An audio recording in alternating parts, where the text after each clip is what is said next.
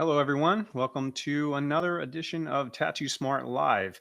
Tonight, we are joined by Grime and Luke Stewart from Seventh Son Tattoo. And I'm very excited for this one because they are going to show off their new brush set called Waves. This is a Procreate brush set that we just launched on tattoosmart.com. And I'm excited for you guys to take a look inside. So I'm not going to take too long with the introductions here. I think that Grime and Luke really need no introduction. So we're just going to bring them here and let's get started. Like, who's this guy? Hello. I'm what? You didn't tell us we're Hello. Is this live? This is live. Hello. Hey guys. Hello. Hello. Here we are. People are just starting to roll in right now, so we can go ahead and get started. Awesome. Thank you How are for you guys doing? joining us. Great. Doing well. Yeah. Thanks for having us on here, Russ. Yeah. We're looking forward to You're it. welcome. It's gonna be Thanks fun. for joining me. So let's just start with some background on waves and wave tattoos. Can you tell me some of your earliest influences and inspirations with drawing waves and tattooing waves?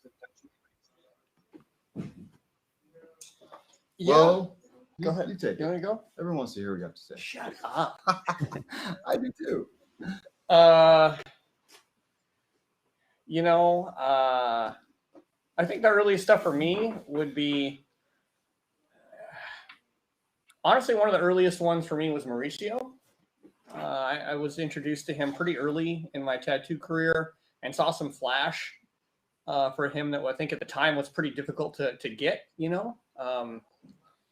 and he had a way of doing it that for me at the time was pretty forward. It was very much in the Greg Iron kind of Hardy Dutchman's kind of area, and I wasn't as cued into some of that stuff. And I'm talking, this is like 1994 for me, so it's really early in my career.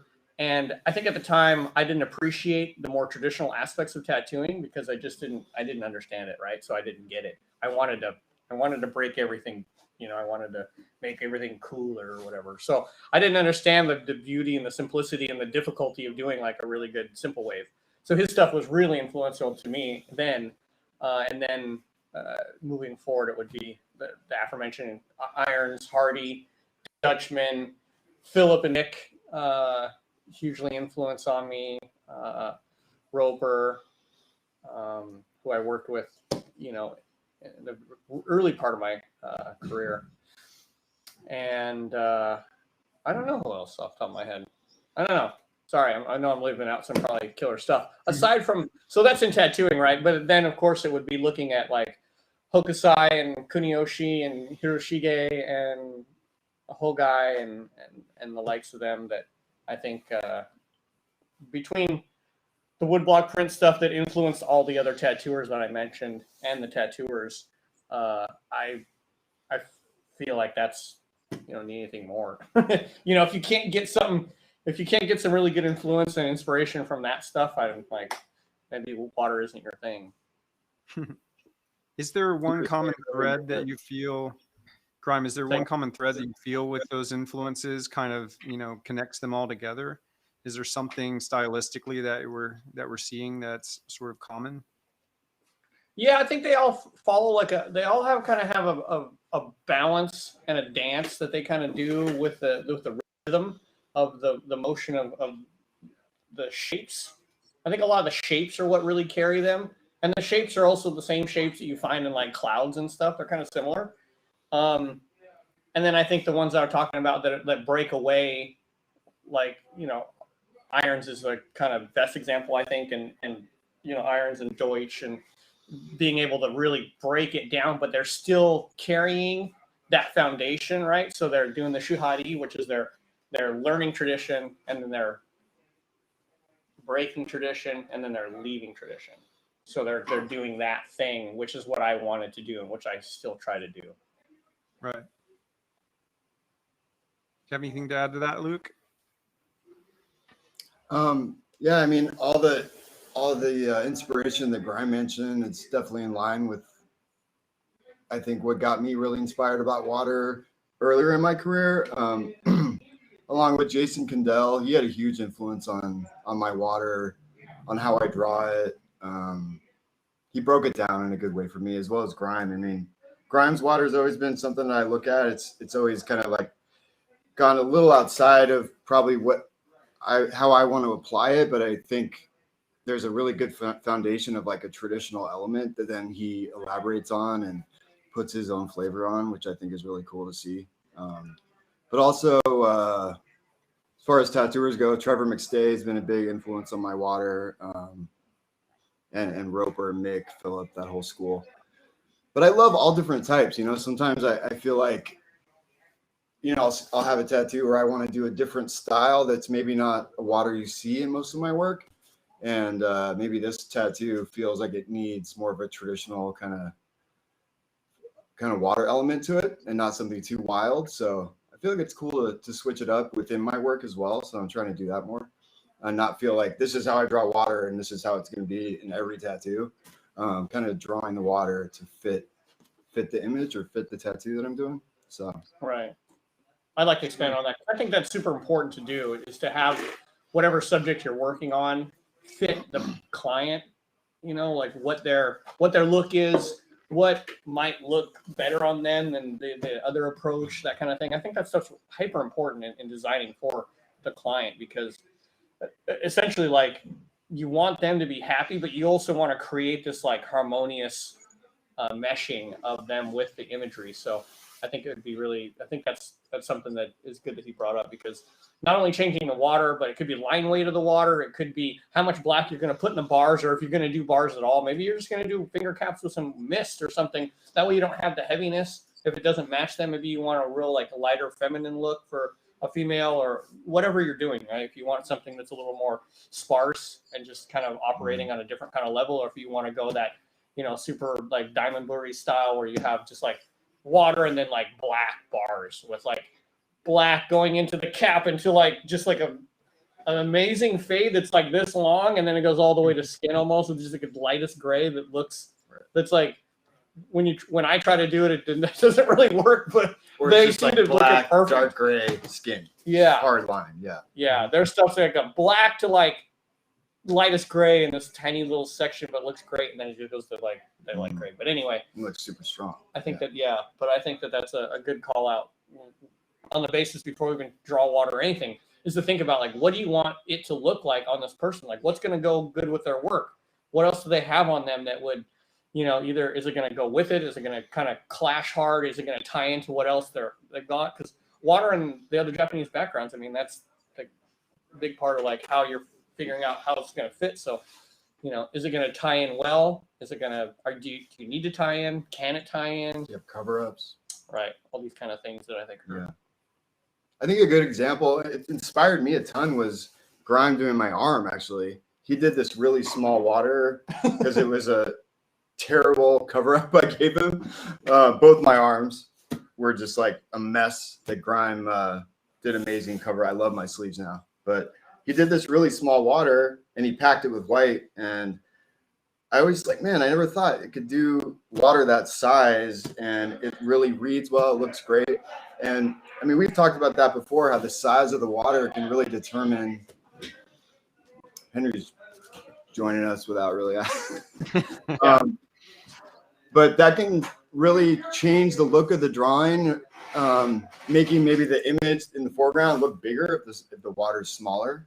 And just things like that, like the size doesn't, the scale doesn't always work across the board. If you make your water a certain size always, you know, maybe it doesn't work with that particular image, or it's going to make that, you know, maybe if it's a figure with this huge water, it's going to make that figure look really tiny, you know. Or if you're doing like a whale back piece I did recently, I made the water a little bit smaller to give the whale more of a kind of enormous look and make the scale more fitting for the tattoo. So yeah, it's like you create spatiality and like dimension almost with this two-dimensional line work. It's pretty interesting. That's one thing I really like about doing things in tattooing, is that you're creating, I mean, we're putting on a three-dimensional object, but you're creating just a two-dimensional drawing. But I think one of the coolest things is that you can create spatiality even when you're doing flat stuff just by layering. And that's one of the things you can really do that's cool with water. You can have the water go behind it here, and here's the thing, and then this is in front of that one, and then you have another part of this thing that's in front of this water, and then you can do that, and it's like you create this depth, but without modeling it. You know, you're still doing like flat imagery, and you're not trying to like render it with a light source or something necessarily, but you can create all this. I don't know. I think it's a really smart thing to do, and it's fun to do. I think on tattoos, and I think that's part of what the water can do is to create some cool spatiality there. So I'm just kind of going through and showing off a few of the designs from your set here. These are the rendered out designs that you did. All right, just to kind of show, just kind of examples of like what could be a finished thing or something, whatever, right? Yeah. So why don't you guys tell me about this piece? Was this like a collaboration between both of you guys, or was it one more than the other? Well, Grime did the drawing. Did I do that one? Mm-hmm. Okay. You gave me, so he did the original drawing. He gave me a rough and then a little bit more of a refined drawing. And I think I took that one and changed it a little bit. Yeah, and then I shaded it for the set. So. But that one I would say is probably a good example of more of a collaboration between us. Mm-hmm. It's got some amazing flow. I love that. Some really interesting things happening, like this part where this strip follows up, you know, from down on the butt cheek, and then becomes a part of that wave coming in the armpit. Yeah, I really like that one too. That was one of the harder pieces to shade for me. Mm-hmm. Oh yeah, because it was just lines, so yeah, it's harder sometimes, right? Like if someone just sends you some line work, they're like, "Shade this," you're like, Some of it, I had no idea what Grime wanted. I was like, "What is going on right here, dude?" And some of it, I don't even know if that's how he intended it to be shaded, but yeah, I don't think it's okay. That's kind of cool. That was kind of the cool thing. You get like happy accents and stuff. Mm-hmm. And you know, for me, honestly, a lot of my drawing stuff is really like I draw pretty rough stuff. I can sketch it out and I kind of know what it's going to be, and then usually do I finalize a pretty good drawing for a tattoo, but like just to sketch something out, I like to keep it really loose because I think I'm impatient. I think it helps me. Well, the rough sketches look so cool, and I was talking to Russ about that. They have a good energy. When I was trying to refine, I had a lot of rough sketches from Grime of sleeve, 3/4 sleeve, back piece, and they just had such cool energy about them that when I went in and tried to refine them and make them, I guess, ready to make a stencil from, you could say, or make them perfect, they lost a lot of that element, and they lost a lot of that, that energy that they had. So I just felt like, you know what? No, I'm going to leave them in there just with a rougher outline, the ones that Grime gave me, because it just looked a lot better, and I feel like that's what it looked more like Grime. And that's kind of an interesting thing. Like, he could draw some water, I could draw some water, and 3 or 4 people could trace the exact same water, and it starts to look different. Yep. It's like telephone, it's like it starts to change. And I feel like I'll do that. I'll even take, say, a section of water from Kunioshi and trace it again. It starts to turn into your own thing. I think that's a really fun thing to do as an exercise. And I think that's also what is going to be a really good aspect of this brush set, is that, it's not so much like, hey, you don't have to learn how to draw water. It's like, here's some cool digital flash that you can help teach yourself how to draw the water. You can just trace it just like you trace flash when you're learning how to draw stuff, But even when you do that, your hand learns shapes, your hand learns emotions, and your brain kind of codifies certain things. And then later on, when you're drawing that, you can kind of develop your own. And even when you're tracing, you can pick some waves that like you particularly like or something from the brush set, and you can just lay them out, and then you can trace them roughly. And then when you pull away the background layer, it's still going to look a little different. And then probably once you pull it away, you can look at it and go like, oh, I like that thing I did there. I didn't even know that I really did that. And then you can kind of expand on that. And then it starts becoming kind of a little more of your language in a way, right? Like, I think that's a cool thing about that, is that it's going to happen. And that's what I mean, really what I want people to get from it is I want them to learn how to create their own stuff and to have fun doing it, and give them a tool that they can be like, I kind of practice with this stuff, but now I can just kind of like use it for a little bit of reference, but I'm not like tracing it anymore. I'm using it as my jump off point, and I learned this, and this, and this from some other stuff. And then I pulled my other influences from this other stuff. And now I'm starting to get this thing that I really like and probably make some really, I mean, there's tons of people who do really good water already in tattooing. But I mean, there's so many good people. Yeah. I agree with Grime. I think this set should be as more of a, like he's saying, like a skeleton for your drawing. You know, you could take a bunch of sections of water you really like, place them over each other, or, you know, when designing a sleeve, put them on sections of the body, and then, yeah, trace it, make it your water over it. But I definitely don't think it should be used as like, the work's been done for me, now I just don't have to draw the water anymore. To me, that would just defeat the whole purpose. It's about learning how to, you know, different shapes, different directions of the water, and kind of some of the movements. And even when I was doing this, I learned so much about water. I feel like it was a great exercise for me. Yeah, me too. Like changing the way you lay out stuff or think about stuff. Yeah. It forced me to think a little bit harder on why I do some of the things I do, and really breaking down water into, you know, sections for the brushes, and then doing these different stamps, and having to come up with several different, you know, bodysuits or back pieces that look different. Because I remember drawing, say, 10 back pieces, and 3 or 4 of them looked so similar that I couldn't put them in the set. So I had to remove a lot of them and come up with different things that I thought still worked and were still within the realm of what I do, and not getting too wild. I'll leave that to Grime. Like that one that Grime made that's kind of almost like bio water. I love that one. It's really cool. I'll pull that one up.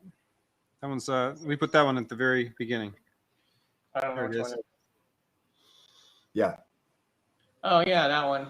I would say that's to me that's just a little bit more of like it's like kind of touching into the iron stuff, if you will.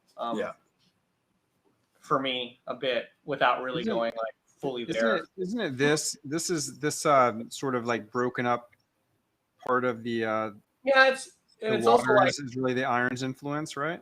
Yeah, and it's also got that bit of that late 80s, early 90s water / bio kind of Swiss cheese. Yeah, I think it's choppy. It's just got like all the stuff that we grew up loving, you know, like all the the stuff. See, that's another example of line work that if you don't know how to shade that, you'd be fucked. I mean, that one in particular, some of that stuff I might have an idea of doing, you know, some of the Swiss cheese kind of irons shading, but some of that, I don't know if I really know what Grime was thinking on how to shade that.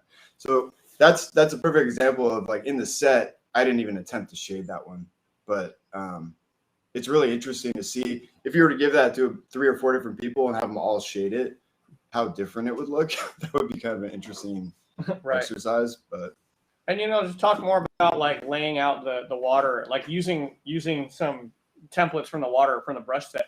I think one of the things that people don't encounter, because I encounter my own work, if you use some reference for design and you're using it and you're kind of like using it as a rough to get your whatever it is on your design kind of thrown on there, use an iPad, that you're gonna have to change part of it. Like nothing ever really just fucking goes and be like, oh, that's it, it's perfect. I mean, for a one-shot tattoo, yeah, maybe, but like not for bigger work. You can't just like find some image and be like, it's just the one I wanted. Now it's gonna fit perfect. And now I can take this water too, and it's gonna fit. It's like it's not. So you're gonna have to get these solutions, and that will help. I think that's gonna be one of the turning points, anyways. That be like, oh well, it doesn't look right here because it's missing this. I'm gonna have to add it on, and then people will have to add on a part or have to omit a part and figure out how like, well, I omitted that, but now it ends weird. So how should I make that? You know. Yeah. Sure. I know. I'm streaming on the stream. Yeah. What Grime said, I think that's true. And I think when you're using the brushes or the stamps, however you want to call them, of the sections of water, there's definitely not going to be a time where you can just stamp, and all that water you put in there is just ready to go print. That is just not going to work that way. You're going to have to omit, change angles, you know, delete and add, of course. But I think it's a great way. It's like you said, it's a jump off point. And I think it's more of a skeleton. And the review that, what's the gentleman's name that did the review? Danny Derrick. Danny Derrick. Yeah, Danny really Derrick. Shout out to Danny Derrick. Shout out to Kick-ass Danny. videos. He's a man. The way he showed tracing over the water, it's perfect. That's exactly how we intended it to be. And it should still look like your water, have your voice, but this is just a guide. It's just, you know, some ideas on how you might want to lay it out, the different sections of water, like just maybe a different, yeah, it's a blueprint, and you can make it your water. And that's why we put in a few different styles of water too, which is fun for me because I don't tattoo with that. We call it traditional water in the set.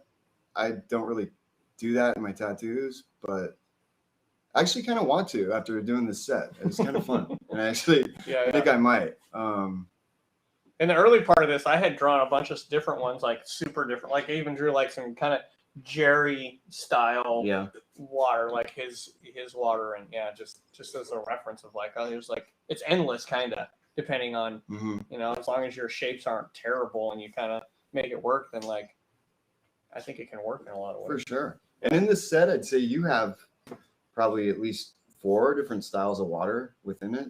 And then I think I have, you know, you have about 4 or 5. Because you did that kind of traditional style.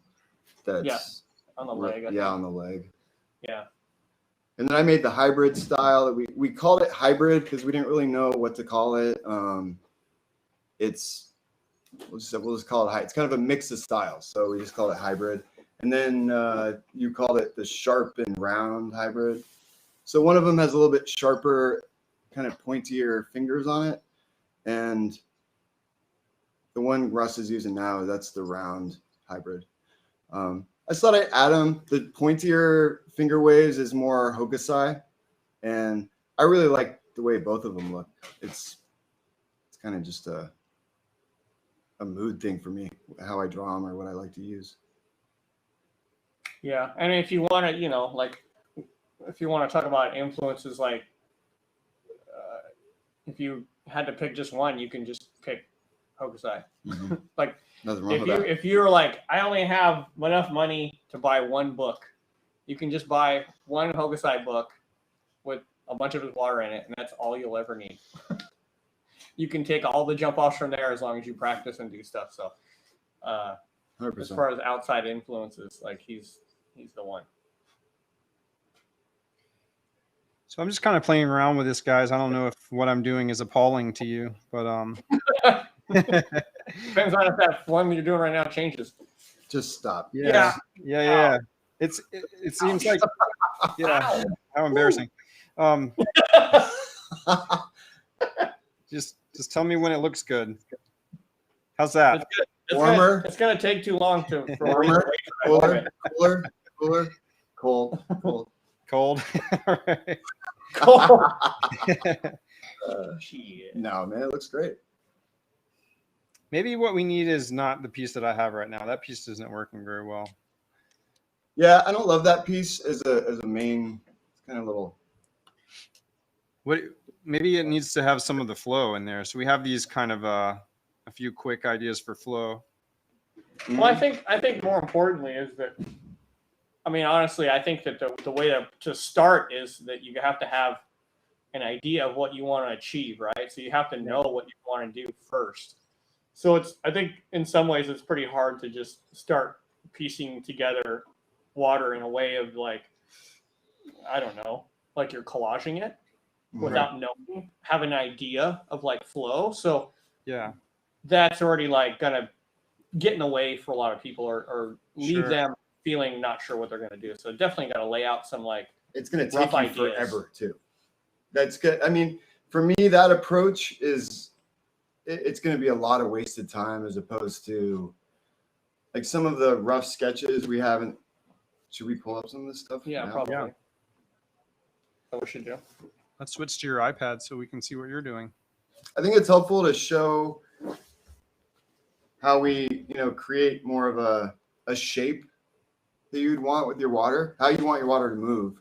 And then I think you could use the brush set to fill in the gaps. But yeah, just like picking water and just hoping that it works. I think that might be a tough approach for this. All right, what should I do? Why don't you pull up a template? Pull up a template, dude. Is your pen working? My iPad's been giving me some You're not grease. using my pen, are you? No, I don't think so. Let's do a full sleeve. Sleeve? Okay. Yeah, bro. Yeah. See? Is it your pen? I don't know. Did you switch pens? I don't think so. No. Pop it back in there and see if it Son of a bitch. is it here or over there. No, it's over here that it has to like. Oh, really? It says it's 70%. Huh. Maybe it has to link. There we go. Oh, there you Boom. go. Okay. So like for this, should we pull like another image? You want to pull a koi or something? Should I do that? Yeah, let's do it around the koi. Insert a photo. Where's the koi? Boom. Oh, it doesn't have the thing. I just dropped the opacity down. You dropped the opacity down. Your opacity is way too high. Shit.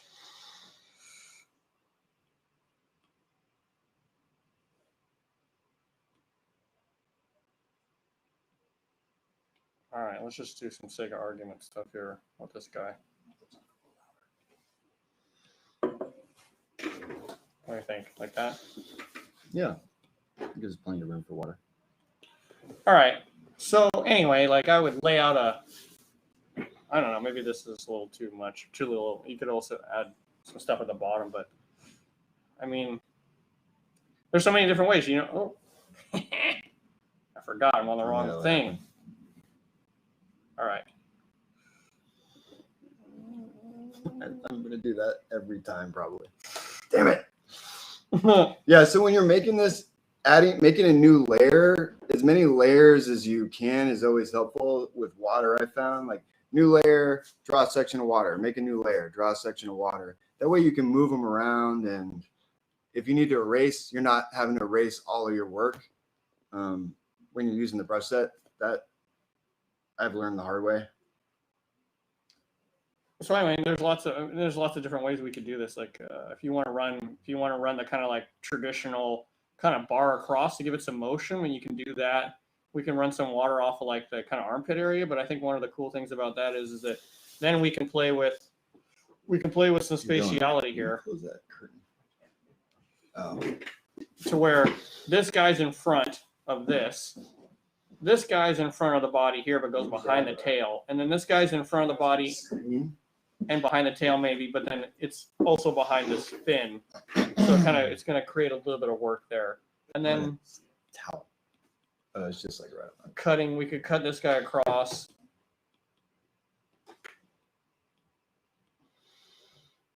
And that could go back that way, and we could create like a spiral here if we wanted to. Of something if we wanted like that, if we wanted to have some more bar here, or if you wanted to make it a 3/4 sleeve, or if you wanted to have some like, I don't know, you could have some rocks here and some rocks or whatever, doing some stuff. Off of this guy, you could maybe have a big wave crashing off the elbow to leave that open. Maybe instead of having all the black in an elbow that looks ashy later, maybe leave it a bunch of skin. That way it always looks good, right? And then have the water, you could have this water kind of go in there or something like that. It could come crash down. And then I think and then you could be like, okay, well, maybe I want something like this. And now I can look at this and go in here, go to the waves and see like, okay, I like the hybrid round stuff, and I'll get one that looks like it'll jump on the chest kind of good, and I'll go with this guy here. Go to black, and then boom. So I can take that, shrink this guy, and maybe that'll fit onto the chest area, kind of in the shape that I was thinking that I wanted my water to do, and it kind of does, right? Just kind of going off of like this rough idea of the sketch I had. Maybe it ends up like that. So you have that, and then you're like, okay, well, it's cutting back here. Maybe you want it. You know, you could do a couple things. You could do it so it goes up. We're gonna do that all the time. Mm-hmm. Every time. Every time. Every time. You know, so maybe that can go behind like that. Or if you're thinking, oh, well, you know, it's not what I wanted, but it's up till I want it to there, then you just take these guys out, right? And then maybe you're like, okay, well, that one's there, and then I'm gonna add some guys here. And then you can find another thing that to fit there from the brush pens roughly, right? You could just go back in there, get a thing. Where's a round hybrid? What do these guys look like? Just a little piece of a guy, maybe this guy. I'll try this one.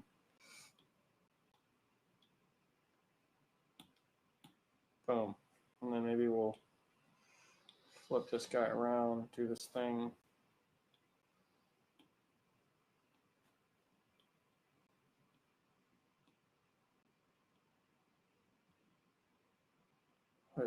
I changed the size of my brush and it changed the thickness of those, huh? Is that what it does, Russ? I don't know. I'm not sure what's going on there. Hey, Russ, is that what it does? I think if you enlarge that slightly, is it just? Yeah, I think when you shrink it down, it just made the lines thinner. Okay, Yeah. it was just a little bit small. I just had it too. So anyway, you could go kind of like how Russ did earlier in his drawing. Mm-hmm. You could go in and just take that, and then you're like, okay, well, that's competing. Get rid of that stuff. Figure out some connection there. Get it off the top of your koi's head. And then you start having some spiral or stuff, too. you know, then you start, There's a bunch of spirals and bars. amateur hour here. Like waterfall bars at the bottom too. Right. So then you start having some of these guys here, and suddenly you're like, okay, starting to feel pretty good about it. Then you can start continuing that. Let's see. I'm not too versed in this thing yet, so let's look at it. Let's redo this guy.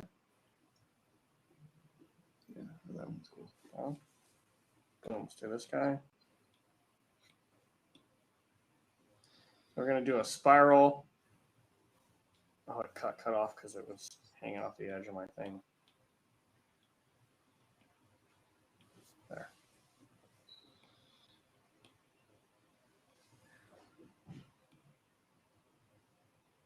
So this could be, I mean, you can rotate this anywhere, you know, really.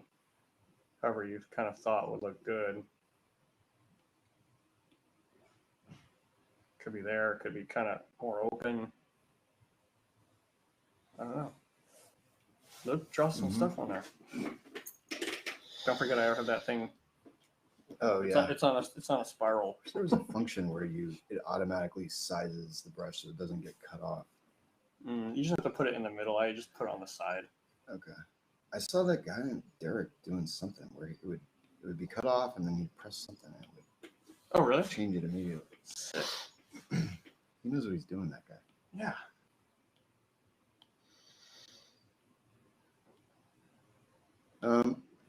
Sometimes I like to play around with the direction of the bars, like underneath the caps too. I'll do blue so we can see what I drew.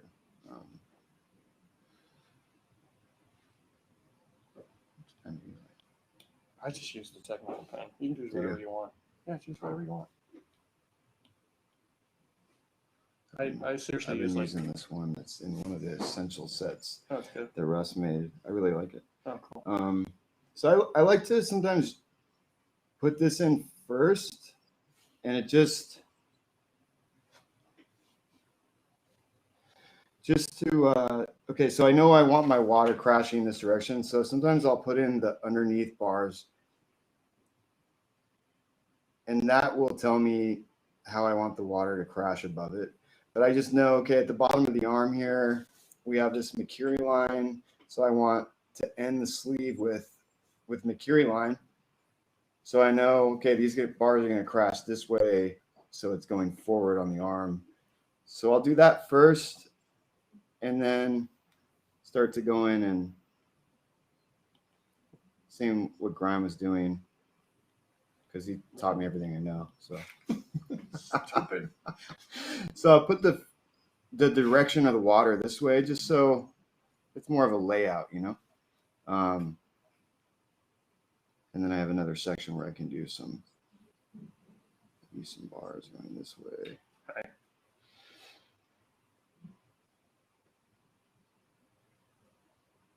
Drop the opacity down, and then let's see.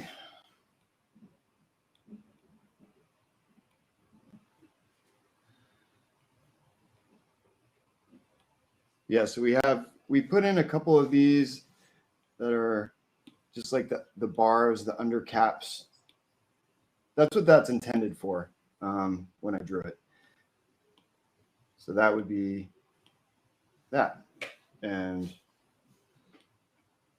then go in and erase what you don't need. Like Grime was saying, none of this stuff is going to fit perfectly. It's just impossible. You're going to have to Make some draw. adjustments here and there. Yeah. But it can be I think it can be a really great learning tool. Absolutely. I mean, I know I use Luke's stuff. You know, like I'm going to use Luke's water for shit when I'm like, I want to have my stuff maybe change a little bit, and I'll use some of Luke's that I like, and then make adjustments as I go to help me kind of change maybe what I'm doing, or maybe my stuff's in a rut, or maybe I haven't done anything with water in like 3 or 4 months because I'm just not doing it right. Because I do, you know, he's doing more kind of traditional Japanese influence stuff than I am. So maybe I haven't done any for a while. So I'm like, I want to get warmed up.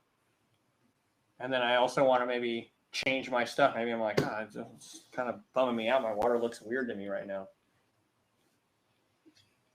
Yeah, same here. If I feel uninspired or something, just looking at same thing, a section of water that, you know, maybe Grime did and how that would apply to my work and trying to make it more mine, that kind of stuff really gets me pumped to do the tattoo and gets me excited about it again. But I think, so these sections of water, they're a little bit bigger, and I feel like these are more of a starting point. I wouldn't start with the little tiny,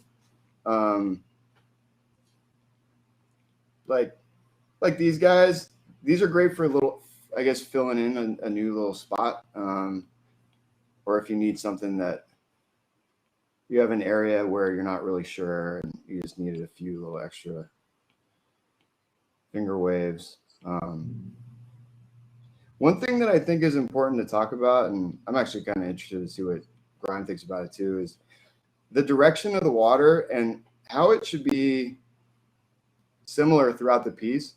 One thing that I notice when I see water that I really like is it all has almost like a standardized like curl to it. Like everything you see, it's just pleasing to the eye to me to see all the water having the same hook. Yeah, it's repetition or shape that your eye likes. I mean, your eye likes repetition. That's why certain things are really mesmerizing, right? Yeah. So what do you feel like? I mean, I don't really like to say rules, you know, across the board. This is how it has to be, because of course there's always exceptions to those rules. But I do when I show people how to draw water, I usually talk about like circles, you know, and making your hand really loose when you're drawing water. And one thing I noticed, like with traditional water, it is a bunch of circles, you know. So when you're drawing more of a traditional wave, it looks like that, you know. So right. I mean, I agree with you. I think that it's not so much the important part of what your water looks like per se. It's just a matter that it has a good repetition. Mm-hmm.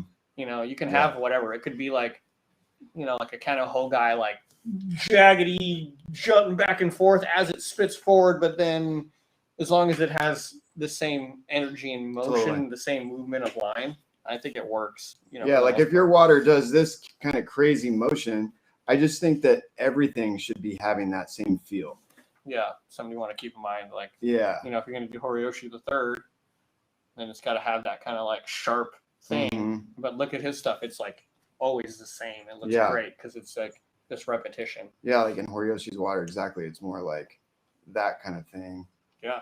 And then he's got these big backs to him. Mm-hmm.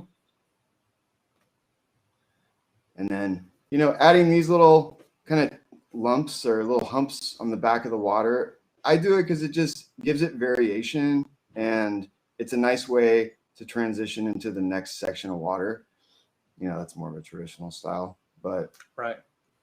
I guess what I was just trying to say is when you're designing your sleeve or whatever it is the water, at least in my opinion, should be all having the same direction. And that also means vertically, I feel like, you know, if all of a sudden I have a piece of water, of course you're going to have areas that can change, but I feel like it's going to start looking a little strange when it doesn't really follow in the same, I guess, natural flow that it would be in, or I guess the same, I don't know, what do you want to call that? What would you say yeah, there? sure. Like you know a line. I mean? It's horizon line or something, if you want to call it that. Yeah. And, you know, maybe over here it does, might change, but I think right here, it's part of the same section of water. It's one thing I noticed that bugs me is if I see a finger wave that's it's just off. This is going down. They're all doing this, and this one finger wave is not in line with them. So I think that's something to be aware of when you're drawing it. Is I almost think of it as like a. I'm gonna do that the entire time, so just be ready for that. Almost like a fan, you know. So it's rotating up, so the finger waves are doing that. They're kind of coming up like a fan. So I don't know if that example makes sense, but just like they're all in the same arc, you know, so you can tell what direction they're going and what they're falling in. So if it's all going this way, also I wouldn't have a finger wave that's like, you know, totally out of line. And sometimes it just really stands out when I see that. So when drawing this stuff, that's just one thing that I'll try to do is, so if you guys are placing this water,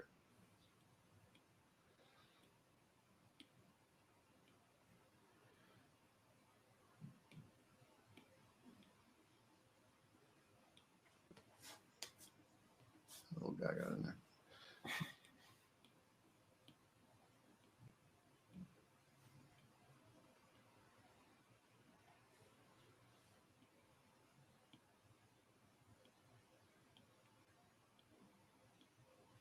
Is it's all just in that same kind of motion.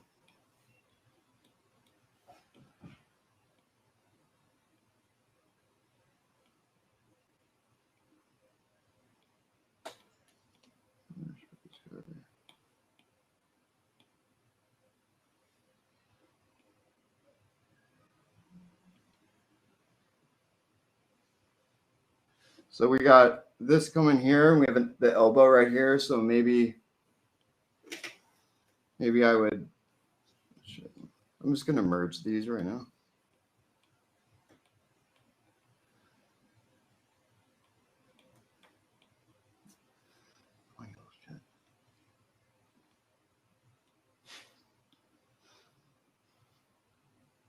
I'm going to merge those and then, oh, Jesus. It's always going to happen. It's going to happen every time. It's going to happen.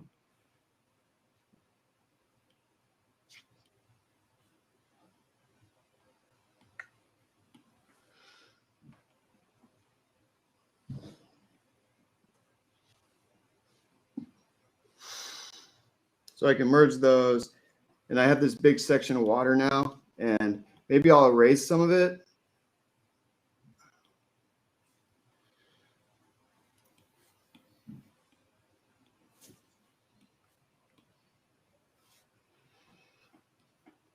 And then I can go and add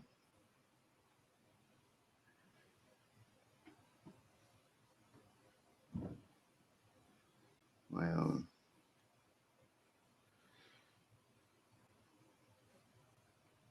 So you have that as like a template for the bottom of your sleeve. This big section of water.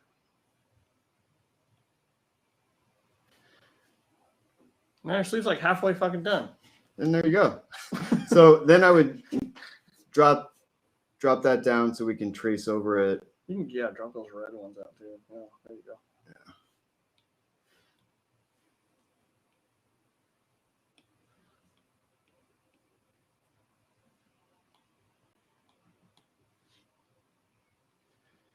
And then we can go in and using these pens I'm not used to. Here's what it, yeah, shit. I'm trying to find this do I not have script pen that I like. I don't use much stuff, dude. I use like 3 of them. That's it. Yeah. This one's pretty good, the ink bleed. Okay. Yeah, I don't fuck with any of those things. It's so weird using someone else's iPad. Actually, it's really, everything feels different. I had to make mine backwards. I can tell. Yeah. You got it in like, Australia? Yep. Down and up. No, they're upside down. Yeah. Well, yeah, Owens is it upside feels down. like He sent me a screenshot of his. Oh, chats was like, dude, look at this. So weird. So then we can go over and just trace it and make it. Actually, no, that pen doesn't work either for me. Ask Mitch. Mitch, you here? Mitchy. Oi. Don't ask Trevor. He's gonna kill you. Oh, mate, what are you doing, mate?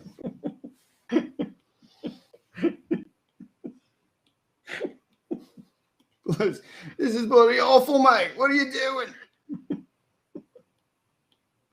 Look at him. Have a look at him. So now we can go over and make it our own water. Using that as a template. So then when tracing it, I like to trace my water from the bottom. That's just how I like to do it. I feel like I'm able to get that motion that I'm looking for. I do the same. You do? Yeah, I always draw it the same way. I use a technical pen too, the Pirate Lounge Tattoo Parlor. Boom.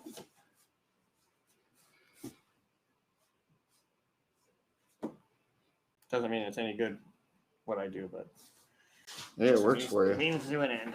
Yeah, I really like the script pen from, I think it's from Russ's Essentials set that he made.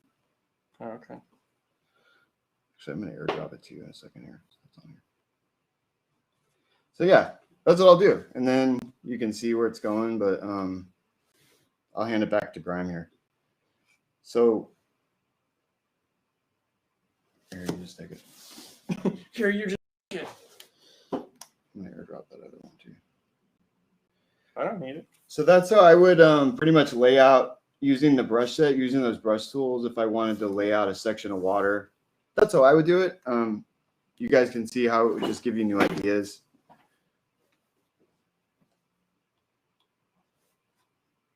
Yeah, and then also like here.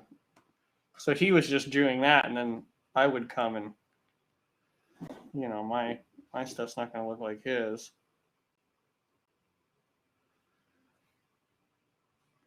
And maybe I don't mind I want to have a little guy that's taller or something. Maybe a bigger end or something, whatever, right? And then this spot can stay open a little bit, so you don't have to shade it like crazy on the elbow. I don't like this pen. It like does a weird shape.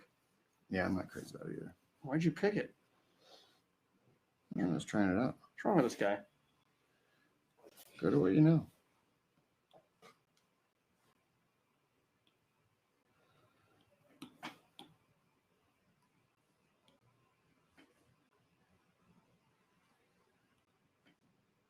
I also don't like my. I need like a cover on this thing because it has the.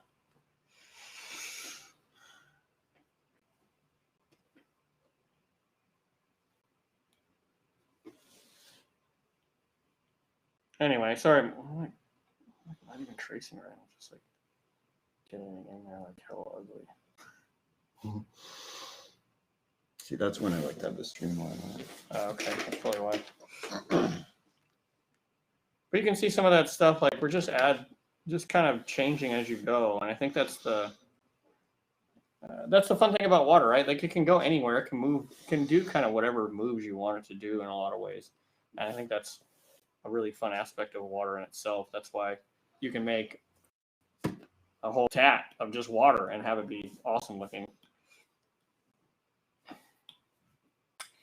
I don't know what else to do here. I'm gonna put that fish back in. Okay. Oh, I drew on it. That's why I fucked it up. I drew on the. Maybe the fish should like go through that water or something. Yeah. I'll make it a little bit bigger and then make it go through it.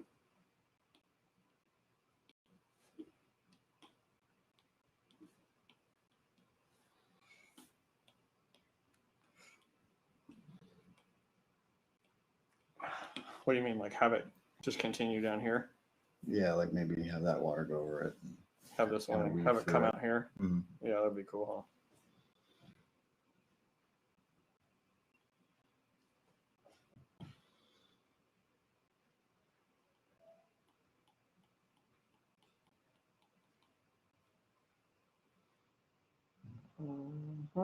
Let's see. Now we got to figure out. Maybe I'd have it do this. Maybe something like that. Have an arc there, and then we could go into this. Is this the one? Nope. That one? Yeah. And just get rid of the. Nope. Amateur hour. That's all I knew it was gonna be like this. No, it's gonna be like this. At home, that's like this too. It's just like, damn, make a new layer. Nope. God don't damn do it! that. Nope. I think we should just draw on the next one. Maybe do a back piece and. Yeah, let's do that.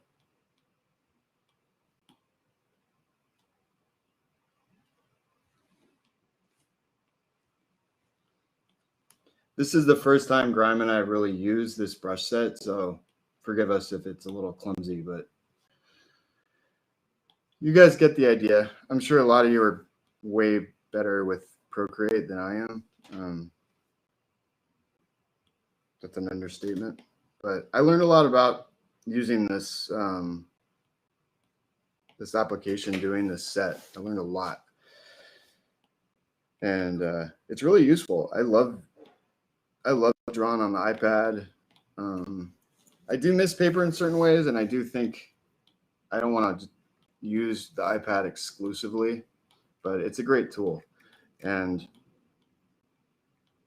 I think I'll use this water set in for my own tattoos. I think it's a nice way to just pop water in quickly to a piece that if you just want to see how it looks. If you want to fill a sleeve with water really quickly, this is a great tool. And I think another cool thing about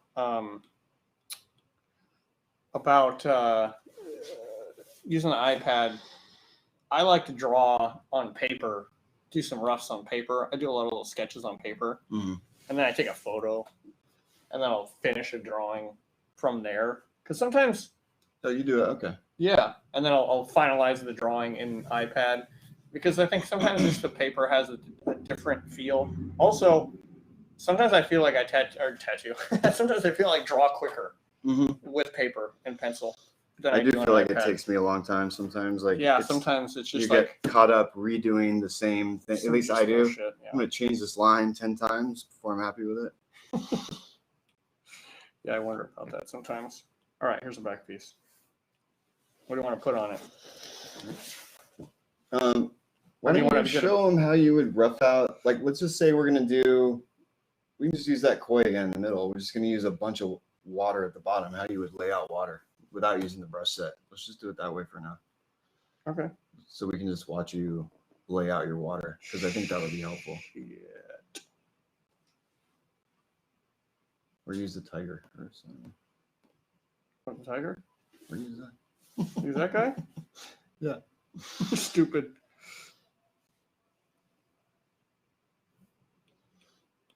Because I think it would be more helpful watching you lay out water without using the brush set. I mean, everybody gets the idea on how to use the tools, I think.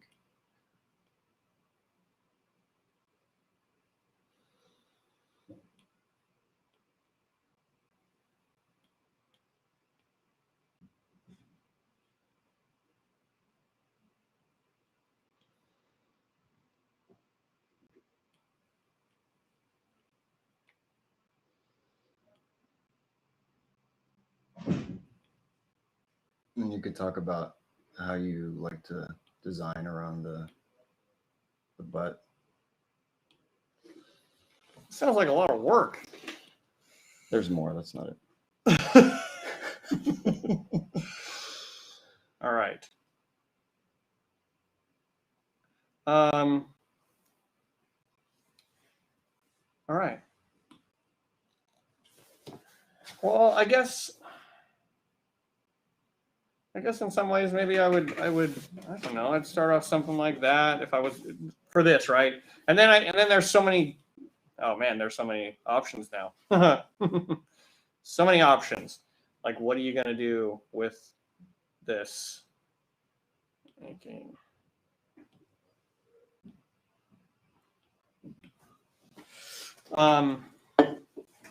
So for me with the butt crack, like some people will go over it. Like, let's just say they're just going to have, let's say they're going to have some finger waves here or something, and they'll just go over that thing like, right? And they'll just be like, I'm just going over that with some bars and it doesn't even matter. And I think that works. And it's cool to do that. And some people want to leave like some kind of opening here. Maybe this thing has some water that crashes over here. And this guy crashes a little lower. So it's a little not so even, right? So now we have this. You have the butt crack. You don't have to put a bunch of black in it, and you don't have lines that run across this topography that is challenging to run some kind of line. Even like this, right? Even this is difficult unless you kind of hold it tight to the edge there, because sometimes if you're having a line that's like this, then visually you got to draw it on just right. And then if the person's a little bit angled from, you know, just a full view, then the line does this weird thing like that visually, and sometimes it's a little challenging to do. But anyway, I usually opt for a little bit of a lighter approach, or to do maybe almost like that, where it comes pretty close, so that we have this and you have that kind of thing, so it's not creating too much of a, I don't know. Like, you don't want to draw attention to it, like you're avoiding it on purpose. I think that's one of the things that I try to avoid, right? You don't want to make it look like you're scared to get close to someone's butt crack or armpit, or just some spot that's like challenging to tattoo or something, for fear of you just making it stand out more. Mm-hmm. But also, like, I don't want to, just maybe necessarily run water bars across it, because one, it's going to be hard to tattoo. Two, just the topography makes it almost impossible for those lines to visually connect and run smoothly as a water bar across a body part like that. So I think that's honestly the hardest part, is you don't want it to have it.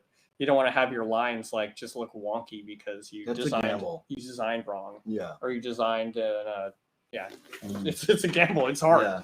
You're also assuming their body's like shape is going to stay the same. Like I've had clients whose shape changed within their back piece and things didn't line up the same way, you know? And I don't know, it's something to think about. Right. But I feel like, when you're lining up bars across the butt, that's really difficult to pull off. Right. So I try to avoid it.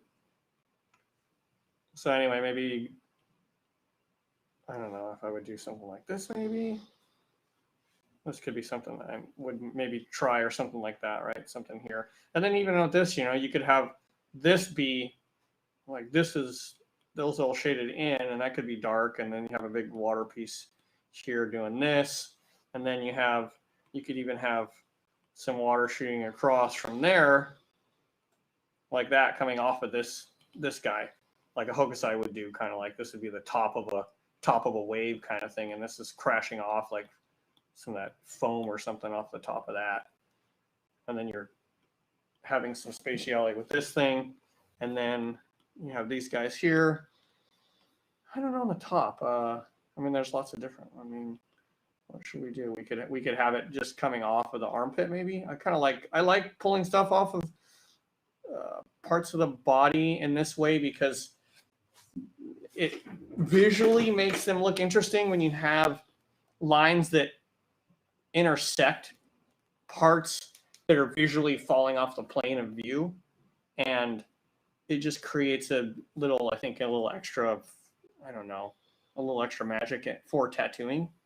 So like with this one, I might want to do that. I might want to pull that guy off of there and then have, and if this person is going to allow us to go on the arm, then I would do. And then this one could come up, this could be one of those ones that has like the double side. Sometimes they have like a little dance, and then this guy could go this. Or it could just be the simple the other way. It could be like, well, I'm just going to. That guy's crashing this way, and then you have some bars that are on the ribs there doing that. I mean, this one could just, there's so many things. You could have this guy just have the simple thing here crashing behind this guy, which would be cool looking. I don't know. Yeah, that's cool. There's a way to do like that. And then from there, then I think it's pretty easy, right? So if you have a rough idea, and it doesn't have to be this, you don't have to have as much experience. You can pick some ideas. Like, let's just say we're going to do this, right? And let's say you're going to lay out your back piece just as I am, and you want to do it for a client or for a drawing that you want to do, a serious drawing. And you can just use this and go, okay, well, where do I want to have water, right? And think about layout. Okay, well, there's a big gap here. Maybe I want to have a big piece here. You can just kind of mark it for yourself, right? You want a big piece here, and I want to have a little bit here.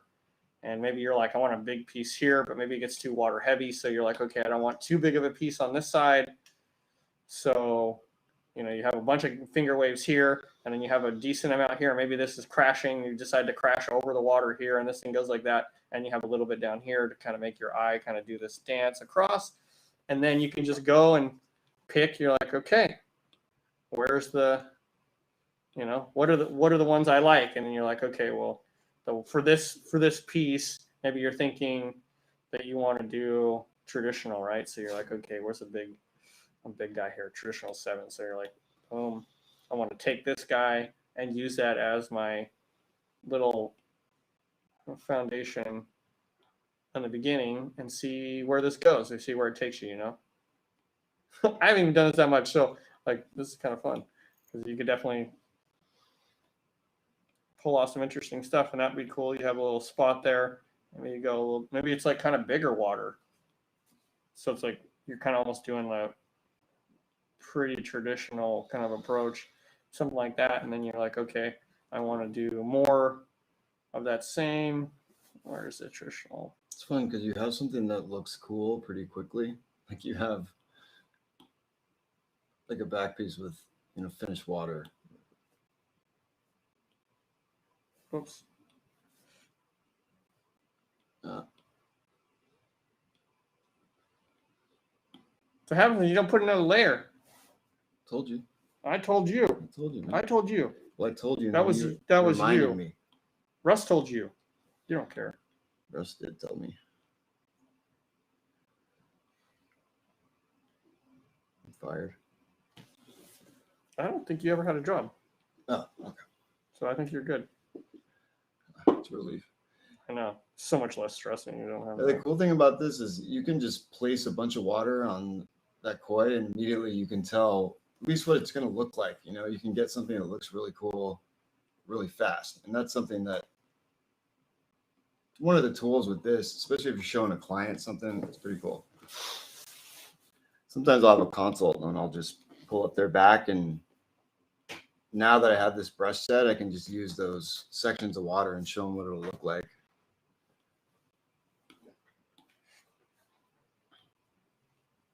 I don't know if this is too boring, but it takes a little minute.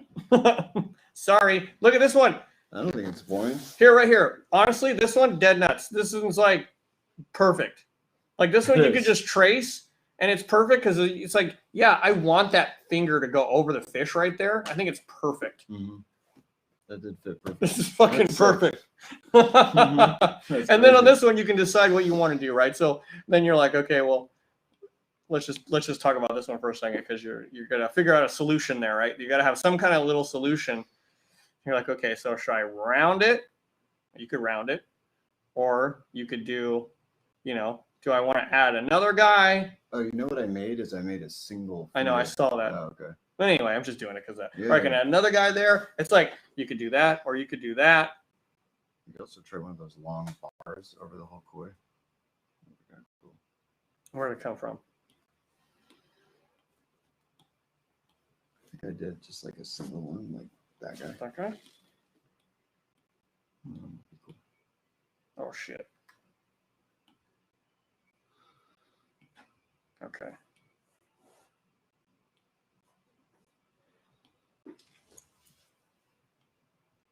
Yeah, like these ones might be a little bit harder to make work right. Actually, that one works pretty good. It's like it just looks cool. Yeah, it looks cool. You're like, maybe it doesn't work perfect, but Or it I looks could cool. Flip and come off one of the fins, or all kind of shit.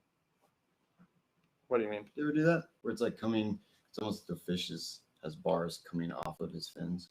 Oh, like if you a water reversed drag it, or something? how you had it. You do it. How Yeah, much more? Like what?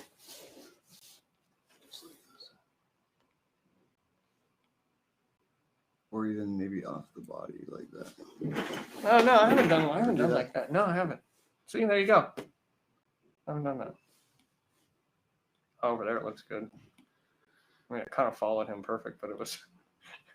It's like the same arc as his belly. I think that's the best. Yeah, it's pretty good. It goes a little horizontal there, but it's okay. Yeah, what I was thinking, it didn't look right. Yeah, it doesn't matter.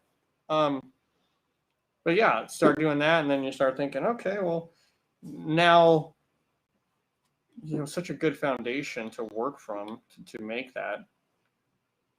I think that's cool.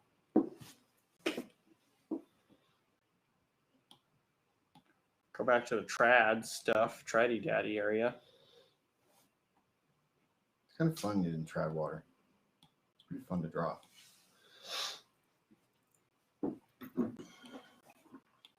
You mentioned scale earlier. Do you have any rules of thumb that you think about when you're designing water to different scales? I mean, yeah, I do actually, because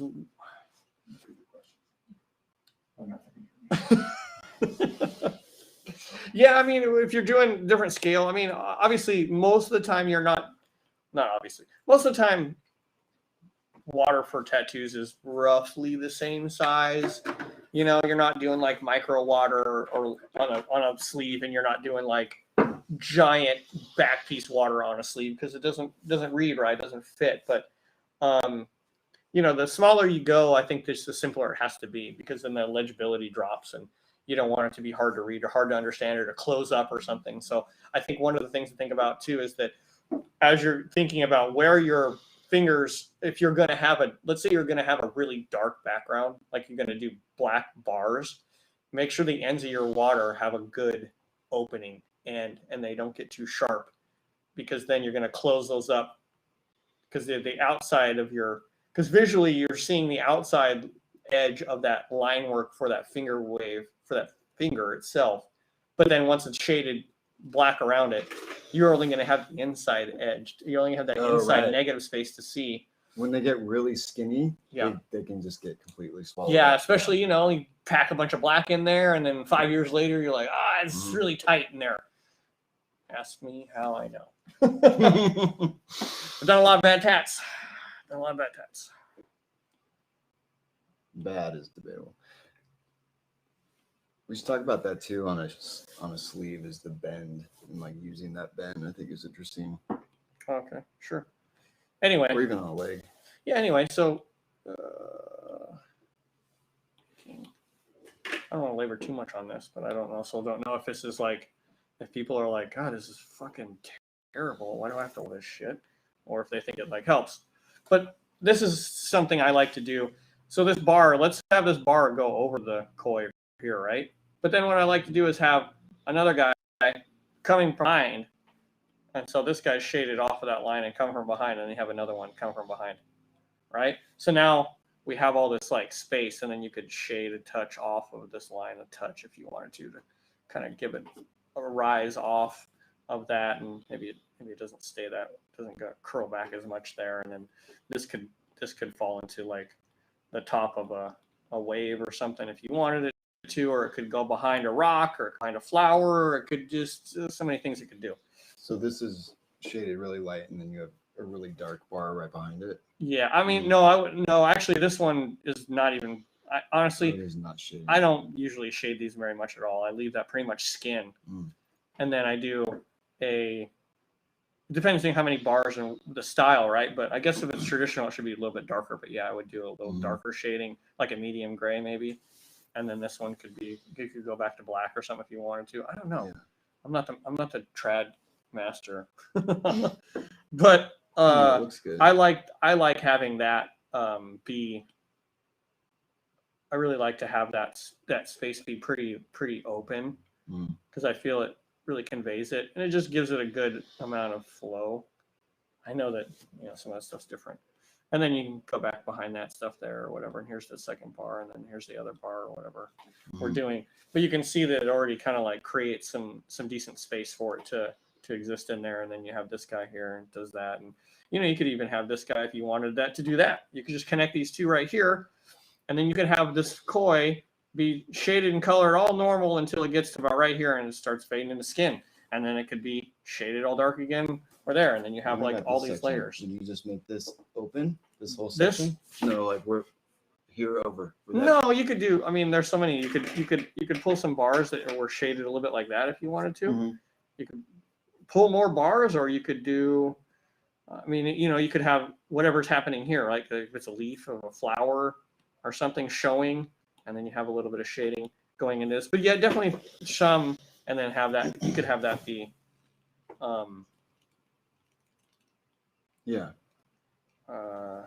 shaded to some light, some kind of lightness or whatever. Yeah, and then I think one of the things too to think about for some of this, I think it's not a rule, but I think it's something to keep in mind is that if you have finger waves that are shooting this way, you don't want to have the water bars doing the same motion because it just doesn't do a lot for the two as they exist, in my opinion. I think at the minimum it should go against that flow a little bit, or I think ideally really against it. That way you're creating something it's creating a different visualization or visual kind of like language and look for that. I mean, those are just, they're whatever. I agree. That, like when you say it like that, it makes sense. Yeah, because they get confusing sometimes too. Because I mean, again, it's like it's learning from my own mistakes. Yeah. Seeing that and going like, that just doesn't really look good. And then sometimes you have a water bar line that's like almost sharing a finger wave line, and you're like, well, fuck. Yeah. That doesn't really come off good because it's confusing to the eye, and you don't want anything confusing because you want everything to be, I mean, relatively speaking, like you want to make it foolproof. You want to make it so people don't have to ask what they're looking at or what it's doing. Right. You want the language to kind of like come through for them, so they're not wondering like, what am I looking at? Obviously, like you're doing some fucking. Well, that's the tricky thing I think with water is I don't know. Maybe we want to talk about that when you're designing water with something that has similar shapes, like even dragon claws right next to finger waves, or right scales right next to finger waves, where it's like you said, it's mimicking the exact same shape. Right. Is how to, I guess, design with that challenge or with that problem. Right. Do you just try to keep water out of those like danger zones or whatever you want to call them? I guess I guess for me, it's either it's two approaches. Either you're going to have something that's like coming off of that, which is, let's say you're having some kind of water dragon mesh thing that's happening, or something you want it to like share a lot of it, so it's not so like disparate in its like look visually. Then definitely have kind of similar shapes, you know, because it'll kind of add to that, like everything's happening here. It's a little more interesting. Definitely not going to be separated as much, but that's okay if that's what you're going for. But then otherwise, yeah, then I would go after some water that is either going to be like really traditional while the dragon stuff is really like gnarled, or vice versa if the dragon is really simple. Maybe the water is a little more like Kano or something, you know. So you'd adapt the water to make it work for that. Yeah. Because like perfect example, sometimes, you know, I'll have, say I'm doing a dragon.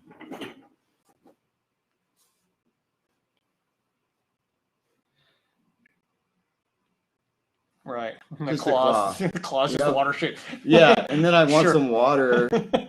And Sure. I don't know if you ever have this happen where I'm like, wait a minute, this is the same shape, you know? Yeah. And a lot of times I'll just try not to put finger waves there, you know? And I'll around the claw. Sure.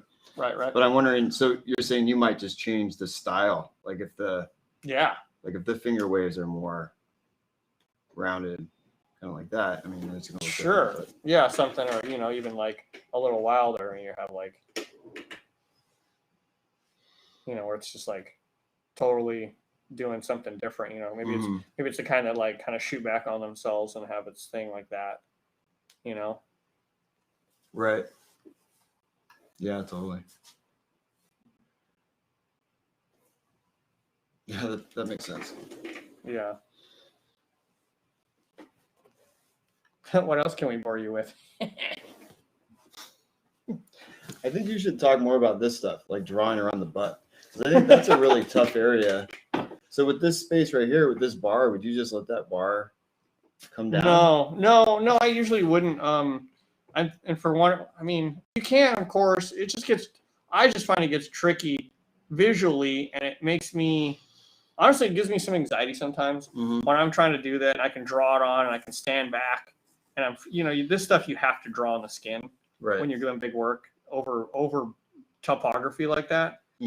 But then if you just stand a little closer or move a little bit, 1 foot to the right, or they just angle, 10 degrees to the side. Yeah. This cool arching, nice bar just goes, it just wonks out. And to me, it's a hard thing for me to reconcile, even though I know it's a tattoo and it just is what it is, and like it's a tattoo and it's okay. Right. But for me, it gets hard to be okay with that. And maybe that's just me, because obviously some people do it. Some people do it really well. You mean when the bar is coming down like the side of the butt, where all of a sudden it's gonna divot? Yeah. It's gonna change the shape of it. Yeah, it's gonna change the shape of it. Yeah, it gets difficult, right? So like this part of the bar is gonna get really weird here, and then this part of the bar will get flattened out in a weird way here because it's going on the side a bit. So then you have all this stuff, and then you have to like draw this bar that really, in reality, to get it to look right while you're drawing it, if you were to pull it off and put it flat on a piece of paper, the bar might do something super weird like this, and then be like, just to look like it's rounded out. But then it's only from like a small preview area. Like if someone's looking at you, like, no, you got to stand just right here. That's I don't want to hear how my bars the are water look right from all three angles, from straight from the back, from both sides. Right. And I think you're right. Like with the back, you also have the lower back, how that dips in, especially on some people more. Yeah, and lower then back the love dips handles. in. Yep. And the spine, running things across the spine. Yeah, if you're putting a stencil on, if you've done this and you have a finalized drawing of this thing here, and you lay the stencil on this water bar, it's supposed to be all nice, running across this person's back, likely won't be very nice unless you just erase this section and then freehand that bar back on, because that bar is going to have to do this. Like if it looks like this on paper, going over their back, and that's the spine, it's going to have to do this. It's going to have to go up and it's going to have to go up and down like that to get it to look like it's arcing in the right way visually. Right. And I think that just kind of reinforces the idea about like, really, it's about drawing. You know, like Yeah. if you can't do the drawing, it's really hard to operate into a larger tattoo universe. That's a great point too with tattooing. I feel like if you didn't draw whatever you're tattooing on this person and you lose your stencil, that's kind of when the curtains are going to pull back on you, you know? And with something like this, you stencil it and you're not able to like redraw a certain section, that could be a problem.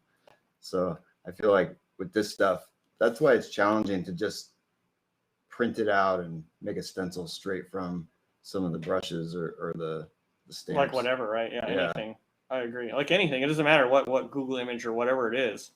Like if you're not kind of knowing what you're gonna do with it and how it operates, how you want it to work, man, it's really challenging to actually make it, to pull it off, right? Yeah, big time. So I don't know, like on here, you know, like I might have this one end. I mean, this could also split up in a weird way. You could split that. I mean, you could do something new, like maybe split that guy.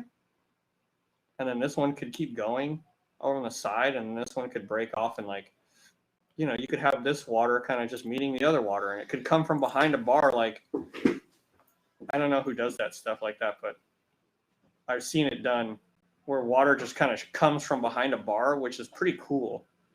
So you could even do something like that. There's so many options. That's a kind of an interesting thing about it, right? There. Now this guy's getting a little shaded there. I like that section of water coming out from under the bar.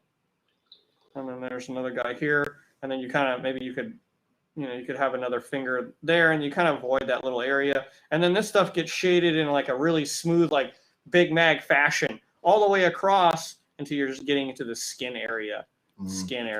You know, maybe you have one of this bar here, and you have another bar here, and the bar, and then they're starting to connect over here or whatever they're doing, right? So then you have that. That's an option. I mean, there's I could do all kinds of things. If you're not going to do a background, you could just do the water, I guess. Yeah. Or you could do something.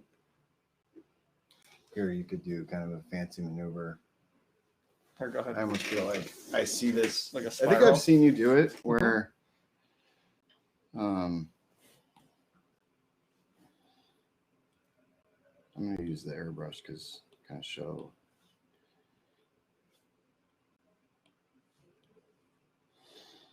Where this area is all kind of just shaded into.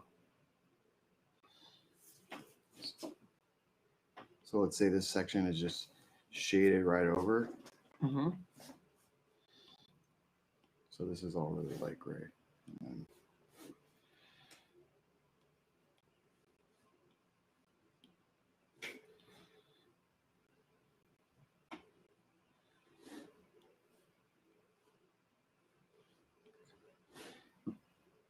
Do the 4 people watching like what they're seeing? Damn it! are there 4 people watching? Wow, that's pretty good. Well, that's including Dylan. Yeah. Maybe it's a good time to ask the folks who are watching, the 4 people watching, if they want to ask some questions in the chat room. Please do. Yeah, sure. Absolutely. Guys, I've been kind of staying out of here because you are doing a great job without me. So I'm still here. Cool. This is Thank the you. voice of Russ in the background. It's really good. No worries. I have a question though. I'm wondering how you feel about, or maybe it's something we haven't mentioned yet. How much are you thinking about the motion of the fish hitting the water? You know, how much are we thinking about the action of the fish, the flipping of its fins, and those types of things? Yeah, I mean a fair amount, because you don't want it to look like it's going the opposite way, right? Right. Like you drop something in the water and it's coming out of the water, and the water's like going down or something weird as it's coming up. So yeah, I mean, definitely like I'm thinking about it both ways. But for a lot of stuff, I'm more concerned with the visual of what a tattoo looks like than if things make sense in reality, because we're not doing like a scientific diagram, and we're not explaining anybody about like how things work in nature or how, you know, how water works and gravity and stuff. I'm mostly concerned about visual language and how it expresses and how it balances and how much your eye likes or dislikes things and how it's going to draw your eye through things. So I would say both, right? Like, it's not something I disregard, but for some designs, so that's another challenge here, is because I do much weirder stuff than Luke overall. Luke is better at this than I am, but I still use a lot of the stuff in a foundational and basic kind of manner, like almost traditional way. But then some stuff I like to break out a little bit more. But a lot of the stuff I'm doing doesn't have this. It has like, it's really, really open. So I think I operate more in this space where I'm really trying to like break things down and get away from certain ideas, because that's just kind of what I want to do. But I don't know. Sorry, that's a pretty long-winded way to say, yes, I think about it, but yes, also don't put too much weight into it, because really we want to have tattooing that looks good. You want to have imagery that's drawn that looks great as a tattoo, because if it doesn't look good as a tattoo, it doesn't matter how accurate it is in like, well, if a fish jumped there, it wouldn't do that. It's like, who gives a fuck? I feel like I hear that a lot. People are too literal with, this is how a snake looks. This is the species, and this is how they move, and this is how the size of the scales are on the actual snake. And I feel like that stuff isn't as important as what Grime's saying is it just has to look good. It has to look good on the body. And if it's not accurate to, this isn't a realistic wildlife drawing. It's supposed to be just pleasing to the eye. And the same with the water. I feel like I try to think about maybe how the koi is moving the water a little bit. But same thing. It's not something I get caught up on too much, because if that's compromising the drawing, then that's a problem. I think maybe being so literal isn't serving people in certain ways with this kind of work. Also with Japanese traditional, it's anything but realistic, It's like so distilled. Yeah. So distilled. And flat. Which is why it's amazing. Yeah. Really. And I notice when you make things too rendered, or it can start to look less Japanese or less within that style. And I think there's something to be said for just really old, traditional, flat Japanese tattooing. It's just strong, just like one green across the whole dragon, like Horioshi 2 Kornuma style, where just has its own magic. Yeah. He's just using one green for the whole dragon, and just, like Grime said earlier, it's black, then dark gray, and then skin. In some areas, some light gray, but dumbing it down is a good exercise sometimes. And I think with water, if somebody's not comfortable drawing water, I think starting with like really, really basic, simple, nice layouts, you can't go wrong. And totally. Yeah. Sometimes that's the best stuff anyway. Mm-hmm. And even like, well, back to what you said, like some of the basic stuff, doesn't even have gray almost. It's just black and the lightest gray. That's it. Yeah. It's true. We've got a few questions here in the chat room that you guys can answer. I'm going to put this one up. It's what are some ways to transition from the finger waves to the bars? From Bob Million. Oh, just like how they change. Yeah. Draw some shit. From the finger waves to the bars, like how they change from the cap of the wave to the how you want to move them,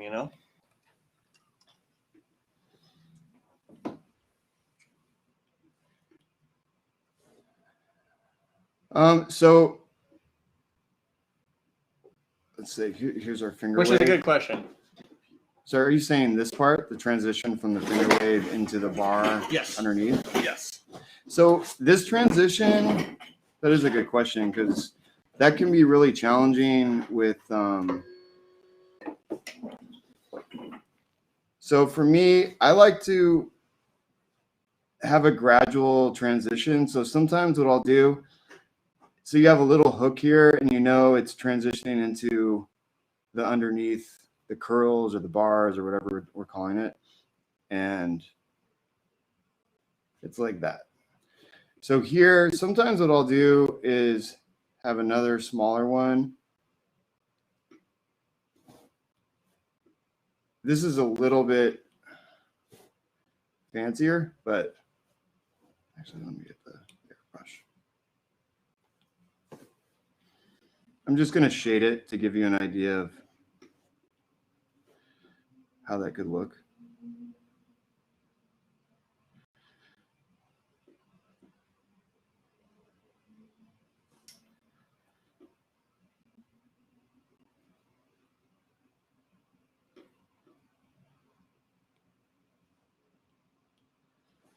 So sometimes I'll do that. And this is just like, it's a transition from, you know, this out here being really, really light and transitioning into, does that make sense? Yeah, but I think he means more like more bar design. You know what I'm saying? Yeah. Instead of just like this one little quarter pipe of water. Well, bar design as far as like, I'm not sure what the transition from the fingers to the bars. Yeah. I think maybe just like also like, if you're having like, well, let's see.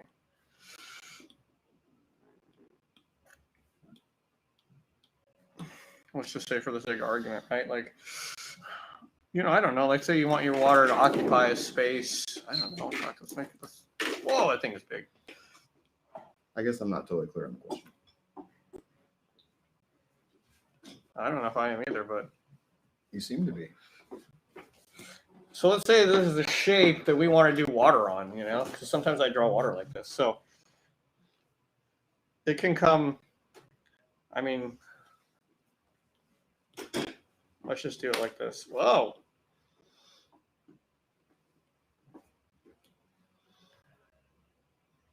We're a mess. You're a mess. I'm rubbing off on you. Right.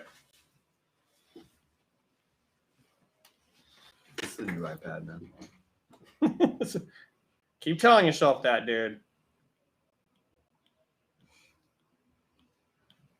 I don't know.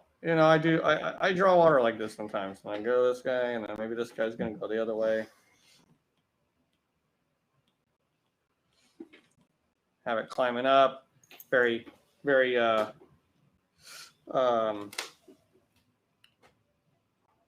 Kuniyoshi style, kind of, they could go up. But anyway, like, so here we could do something like that. Maybe this guy's doing this, but maybe this part is doing like, it's got its own thing coming from over here, and it's coming back in on itself there, shooting.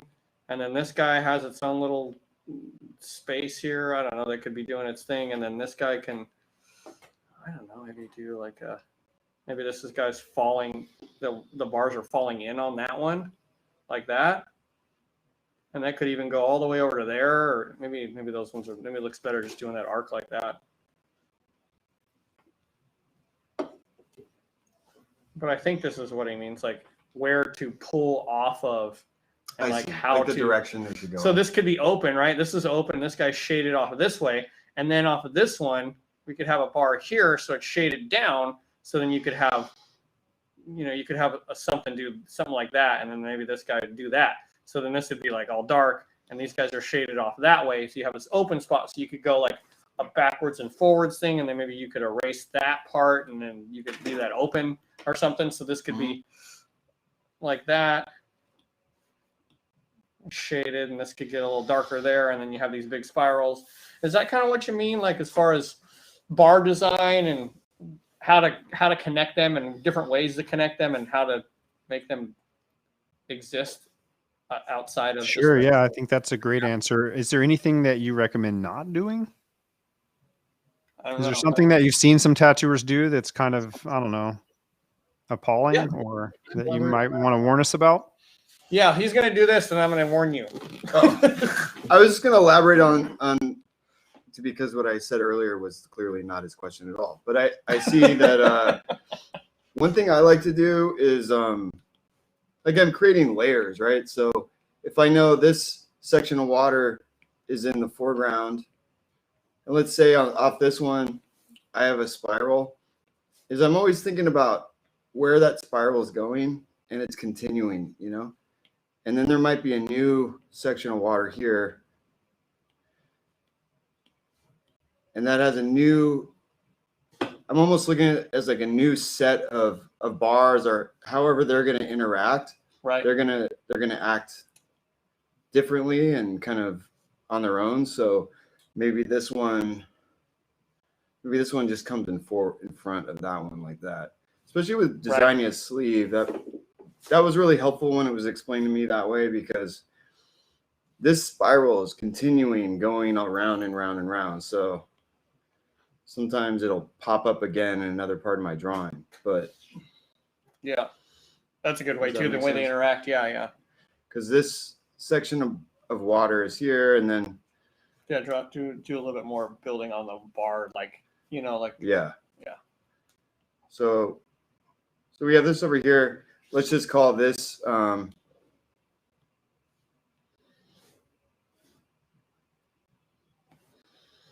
let's just call this, like, damn it, the first section. What, dude? Just go. This is my method right now, right? This is the first section, and this is the second section. Okay. I mean, it looks great. And then I'm gonna have another section coming in this way. Just go with my color coding, dude. So I know, like, this is interacting with the other two. So sometimes I might just have them go right into it. This one is just going to come down. Maybe I'll have it crash right over. But I know.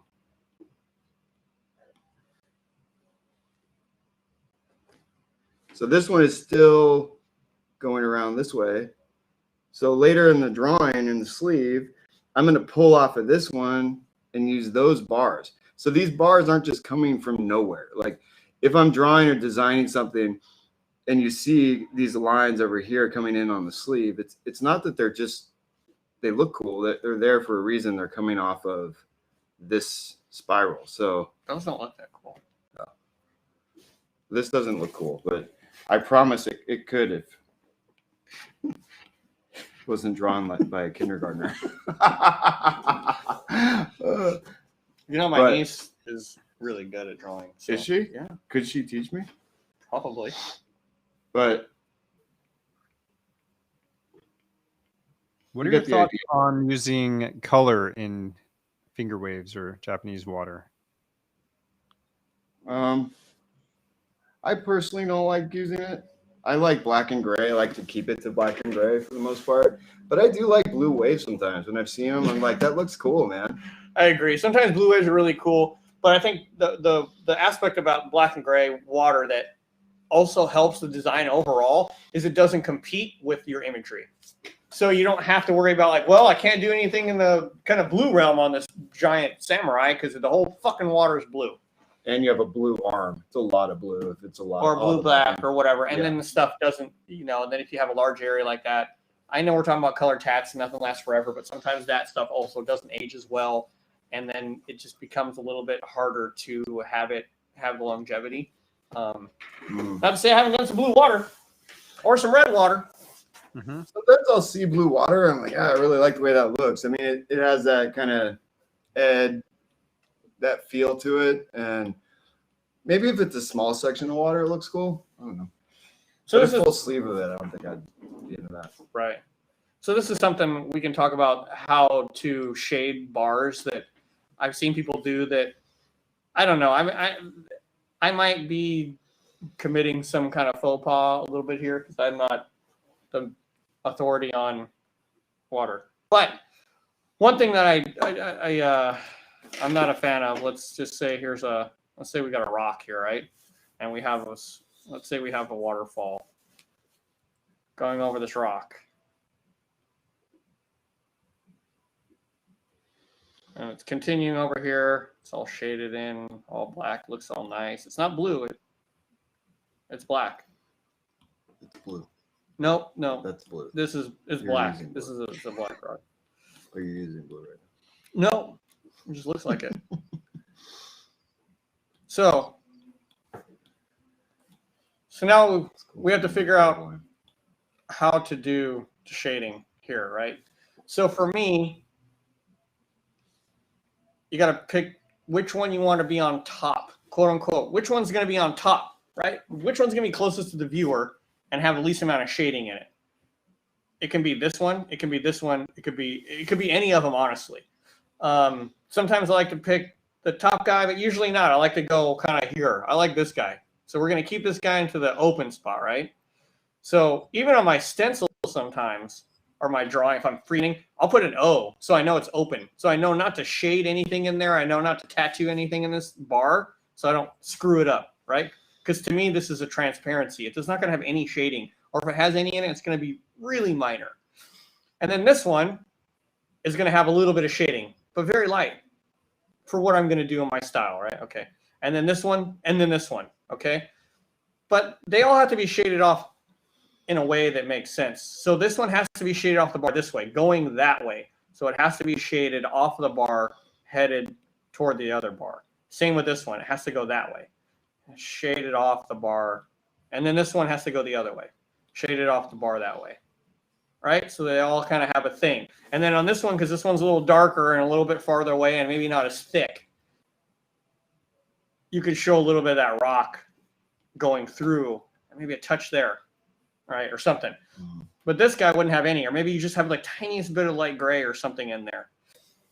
But one of the things that I see people do that I don't agree with, and I think is visually difficult for the eye to understand, is to have shading off of this line. Some people shade it off of this line here, like this.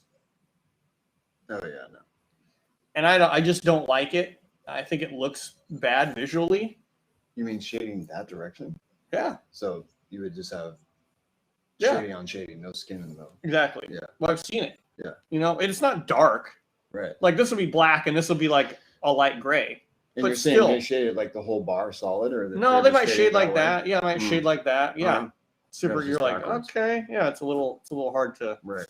to get around. So I just don't think that. And then kind of going along with that, right? Which is you can't have this one open and shaded a little bit in the middle, and then this guy can't be shaded off of this side, and then this guy's like open or something. I mean, I guess you could do that, or you could leave this one could be like no water, and then this one's open too, right? So this one has all the rock. This guy's got all the rock in it. So you could have this little broken up, but then this one still has to be shaded that way off of this bar to create the feeling of the water going over. Because the one that's open is the further. It's showing you that it's the closest to us. It's the closest to us, and it's the one that has like, you know, it's got the most water in front of it. Yeah, it's the most amount of water. I used to do where that was the open one, and they would be shaded that way, where empty, and then shade off that line, shade off that line, shade off that line, off that line. But I like this way better. That's how I do it now. Okay, this is the way I've always done it. It just and how should they line it with a? Do you like to give that a gray line? All those lines there? Yeah, personally, I really like to have a gray line on that stuff. Mm-hmm. And then if you want to later, you can make it a little darker gray. Or in the end, you know, if you're doing something pretty traditional and you need the black line, you can do a black line. Yeah. But I think it's better to start with a gray line, and then you can adjust as needed later. You know, once you see it healed, if you're unsure. If you're like, I'm not sure if I want to do it gray, then maybe you should make it gray. That way you're not going like, oh, I should have made it gray. You can always make it darker. You can always make it darker. So that's one thing of the don'ts that I have seen. I don't know. That's a good thing to talk about. What about transparencies with so sometimes you have bars that are going this way. And sometimes I'll see people doing transparencies. So maybe I have like a dragon head under here. So it's like swimming up. Sure. Know? Yeah. And which is a cool look. And I've actually been playing around with this in my water. where I don't believe you. that's actually total bullshit. I haven't. So then I have the dragon coming up this way. Mm-hmm. And like what Grime was just doing, I'm just going to do this. So we do light shading here. And the way I would do it is shading in the bar, except for on the dragon. And then maybe a little bit over that line, really light gray. And that's how you get that. Yeah. Can you talk about how you might do that? How you would? Yeah, I mean, I'm you can interested see how it. you You would can do that. see it in some Killside prints where he's got a dragon underwater. It's just killer. Yeah. Yeah, I mean, I would do this. I'll just go back to your thing. I would do it the same way. I would do the same way. I would do a water line here, and then I would do, even if I would do like, I don't know, let's just say this is open, going to the top. Let's say this is like black in here, for sake of argument. This is black. This is just like light gray or something, or medium to light gray. Yeah. And then it kind of hits here. But then you have the, here you have the dragon horns. And I would do like a lightish medium, and it would hit I'd just go right to the figure. And then I would maybe that figure in the same width, then I maybe hit with a light gray, maybe. Yeah. And then hit that light gray there. So I would do 2 steps there. And bring that light gray all the way up, like to there? No. And the little line? Or just to there? I just do it to the halfway spot. So that would be all skin? No, this would be like a washed out color of the dragon. Oh, okay. Yeah. So I would do like a gray wash over the dragon, and then I'd color the whole dragon in, but not super solid maybe. Yeah. Depending. And then same with this here. If this got farther away, which is doing, then I might do a little bit darker, but I wouldn't want to bury the face too much probably. So it'd probably be the same. I'd probably do the same thing in these 2 spots. Okay. Yeah. So dark, whatever value, you're doing in that bar. And then the same, but a lighter value kind of operating in the same width in section of the bar. Yeah. And then finishing the bar with your lighter edge, and then leaving that edge out over that. Or if you want to obscure this one more, maybe you just do the light gray for the whole area, right? On this one. But leave this one a little more open, and then it goes farther away on this one. It's like pretty buried or something. But that's how I think that's the good way to do bars. Cool. And in a section like that, I think it's, if you're going to do some water, like say you're going to do a section of finger waves over that, and you just left that completely skin, I think it would look really nice. And that's one thing with just using values with water is not everything needs to get shaded. And I feel like with finger waves sometimes, if it's left, like if that's left completely, if I were to erase that, but if that were left completely, actually I can do it this way.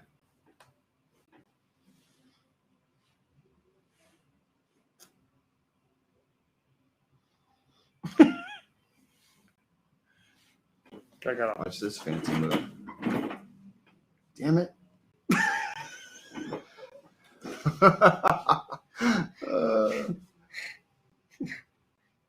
He doesn't want to touch. You know what I was trying to do. He doesn't want to touch my pencil anymore. God damn it. God damn it. See, I told you, just be him giving me Watch. Watch this move, dude. You're not even watching. Dude, why isn't this working, Russ? Because you it's not working because we're live. You got to put it on the same layer. You have this one. I'm on the layer. Are you? Yeah. Look, I'm on the layer. It's completely closed. It should fill with white. It's not. I don't know. It drives me nuts about it. It's like not consistent. Sometimes mine, I feel it does that too. Of course, right now it's not going to work. No, I don't know. Why wouldn't it work? I don't know, man. It does that to me too sometimes. I don't like it. I feel like I have to go over it like crazy or something to make anyway, I was just going to show you guys something really quickly, but I was going to say with values, let's say we'll just draw in white. If I had finger waves going over that and they were really light, it looks like shit, but you get the idea.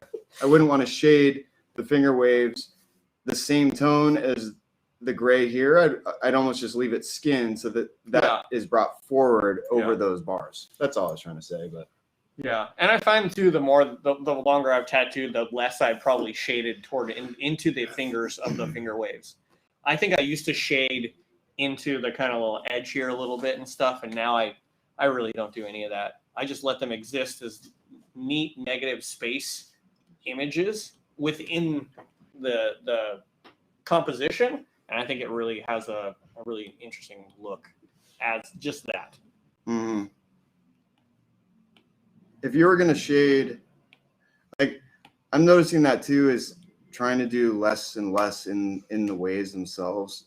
And if you're doing a big section of water, it really doesn't need that much. And I feel like it just is going to look so nice over time if you have, depending on the size of your bars, but if you have big sections of black here and all that black behind these finger waves.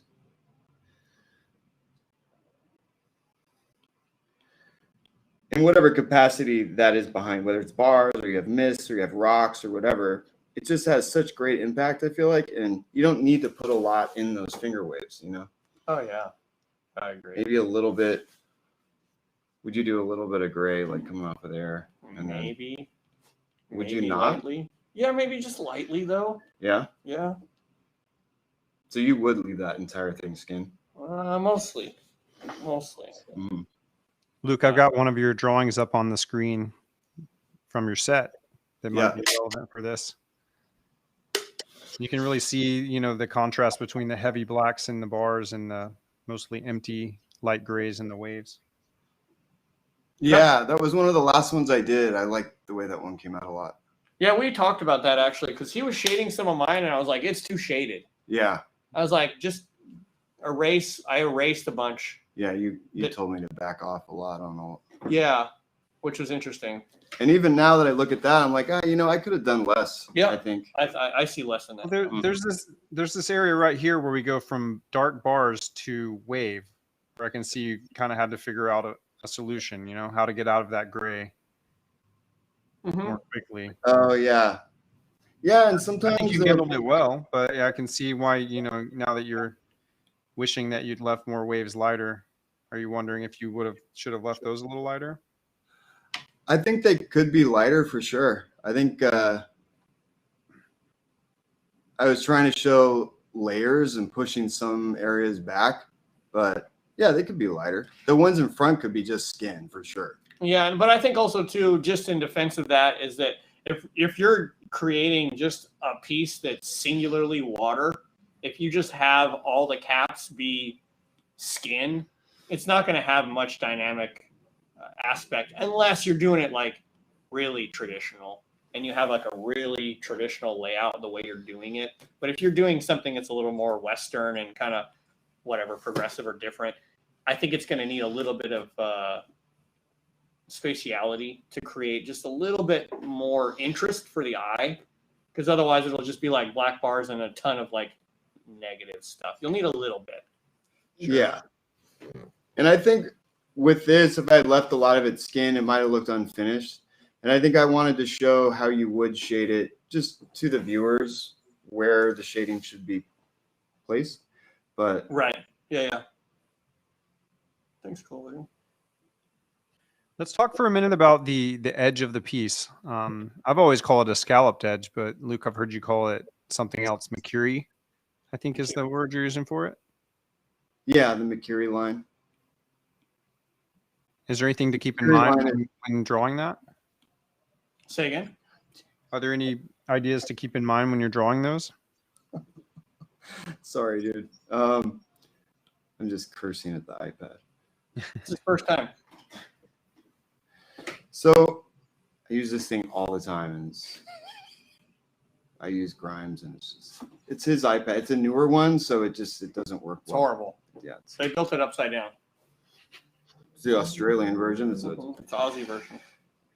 So for me, the outer edge of the Mercury line, I like to finish it with the scalloped edges like you see here with the bars. Typically, on a sleeve or usually, you know, a leg piece or whatever, the ankles, the wrists, those all have that bar Mercury line. So I try to have the direction going down so you can have the girl.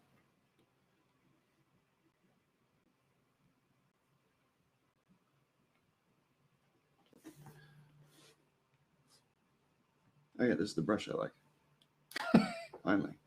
Finally. So I try to have, so here's saying this is our wrist. This drawing's going to get really good now.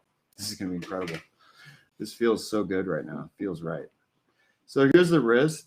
I would try to have the bars angling down. So like we were talking about earlier, if I'm drawing the water, blah, blah, blah, I have this going down, boom. And now this is the Mercury line on the wrist. So that's how I try to design, like on the edges. Same thing on the top of a shoulder, let's just say. Just tell me, Grime, if this is like not making sense. But let's say this is the top of the shoulder. Yeah. I could have the bars going up and around, and then I have my Mercury line. Right. So one thing I want to remind people, because I have to remind myself sometimes, is I still fuck this up. Is it like, let's say here's the Mercury line, right? So when you're drawing this on, you're going to have to draw it on with a marker or something. You can't stencil this Mercury line on. But when you're drawing this on, let's just do this. Okay.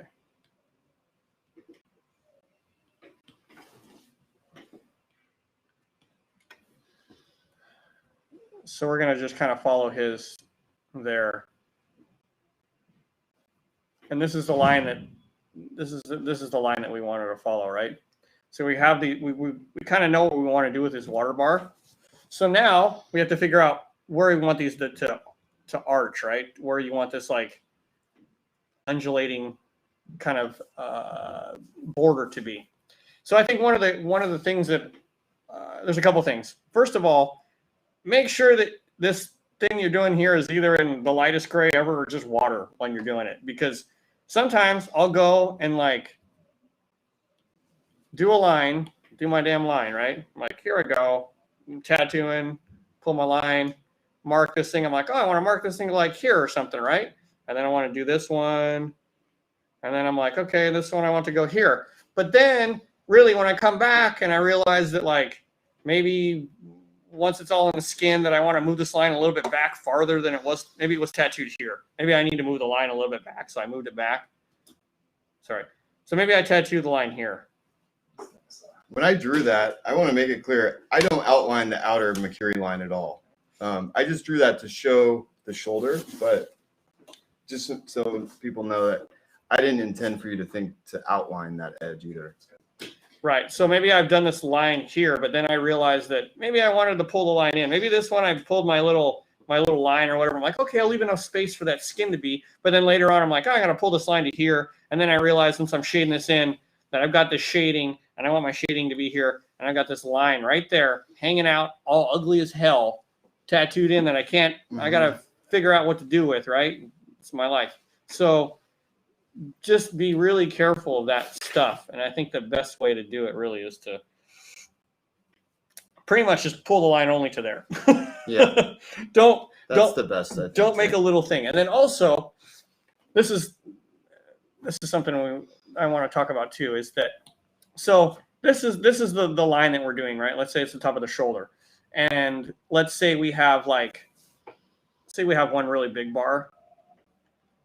So what a lot of people do, and it's a real traditional way, is to make these exist on that bar. They all have their little fit, right? And then what I learned later on is that maybe they don't all have to be that way. Maybe you can have your Mercury line do this, and it can go over here, and then do that. And then it can have this one. And then this one can have two, right? So then when you go and you shade it, it's all tattooed and shaded in. What did I fucking erase this? Where's it at? Anyway, then your Mercury line, once it's shaded, doesn't have to have this necessarily traditional route, right? It doesn't have to follow every bar. It can have a little scallop in the middle of a bar, and I think that's a cool look. It's another thing to do that. I didn't make this shit up. I stole this. Yeah. I believe the first time I noted this stuff was from Philip. But the point is that it doesn't have to be on everyone. It can be, and it's not going to look bad if it isn't. But it's just another little thing that you can do that doesn't have to. I'm just doing this for the sake of visuals, right? You don't want to tattoo it like this. Or But it's just a big section of black. right, and this one could be solid black. This whole bar could be solid black here, and then this bar is open skin, and then this one comes back, and now this one's shaded off this way. So maybe that'll give people some ideas about the scallop, and then other ways to treat it, right? Yeah, that's And super I helpful. even put some stuff sometimes into the, you can come in. Oh, that's weird.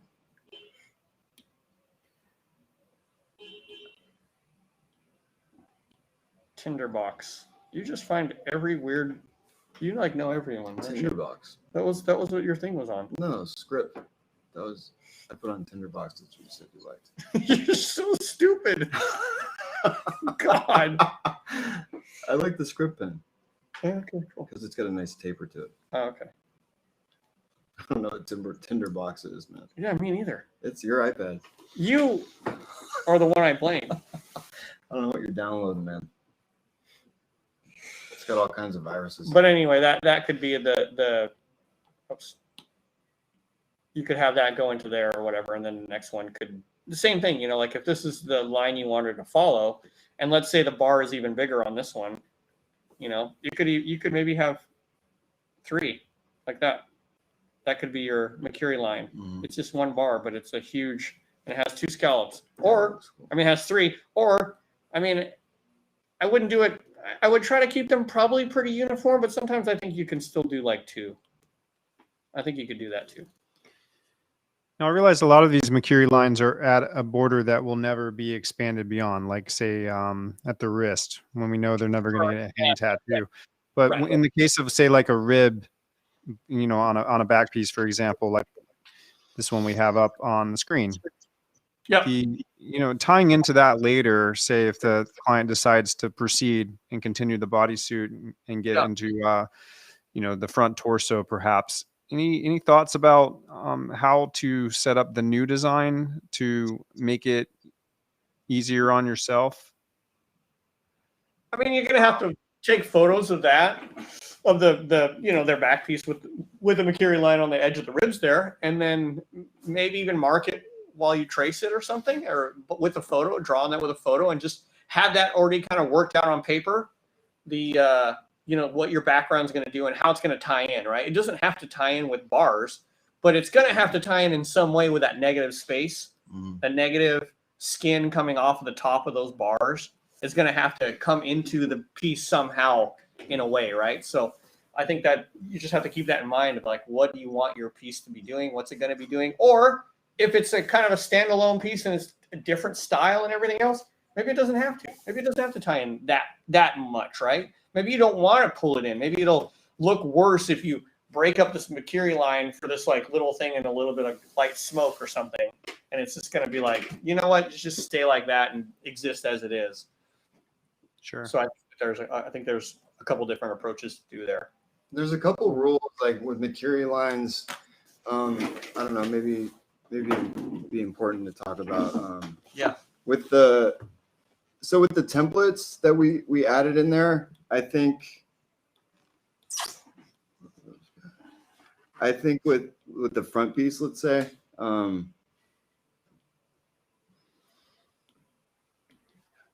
there are some rules with how to. So this is your Mercury line right here. So this is the one that we decided on for the front, and we didn't put in the nipples because obviously they're gonna be in different places on everybody, so not too different, but let's say they're there. So when designing a chest panel with a half sleeve, I like to tuck it pretty high up on the chest. So let's say that, that's where the pec's there. And you're doing a chest panel this way. I like the look of tucking it up high. It can be lower, like there, but I don't think you should go below the nipple. And a lot of people ask about that. They want to tuck their chest panel below the nipple. And I don't like the way it looks. I know traditionally it's not done that way. And a lot of the reason is if you want to do a chest panel or a rib panel later, if you want to design something down here, you want to leave this open so that you can use this area to transition. Exactly. Right. So say you're going to do a chest panel that ends in Mercury bars like this, and later they come back and want to do their ribs. Maybe you do a peony or something using the nipple. I mean, that would be a very traditional way that like Horiyoshi did it. And then you get a seamless transition from the chest into the ribs. And that's a lot of times why you leave that area empty. So that to me makes a lot of sense. And I also just think it looks nice when the chest is ended that way. It's just a personal preference, but yeah. Anything to add about the front Mercury? No, I agree for sure. I think I like the way it looks. I think that doing over the nipple and down onto the pec line is a very, very like modern Western take. Yeah. And, it is what it is, right? Like if that's your thing and you want to do it, it's not a big deal. But No. I think overall that other way it is a little more appealing looking, and it's definitely more traditional if you're doing Japanese work. Mm-hmm. I also think it looks strange, and it's not going to be very flattering depending on how your body changes shape over the years, Right. But up here, it's staying clear of any problem areas, being the armpits or anything. That's a good point too. Yeah. And when it comes to drawing water around that area, I like to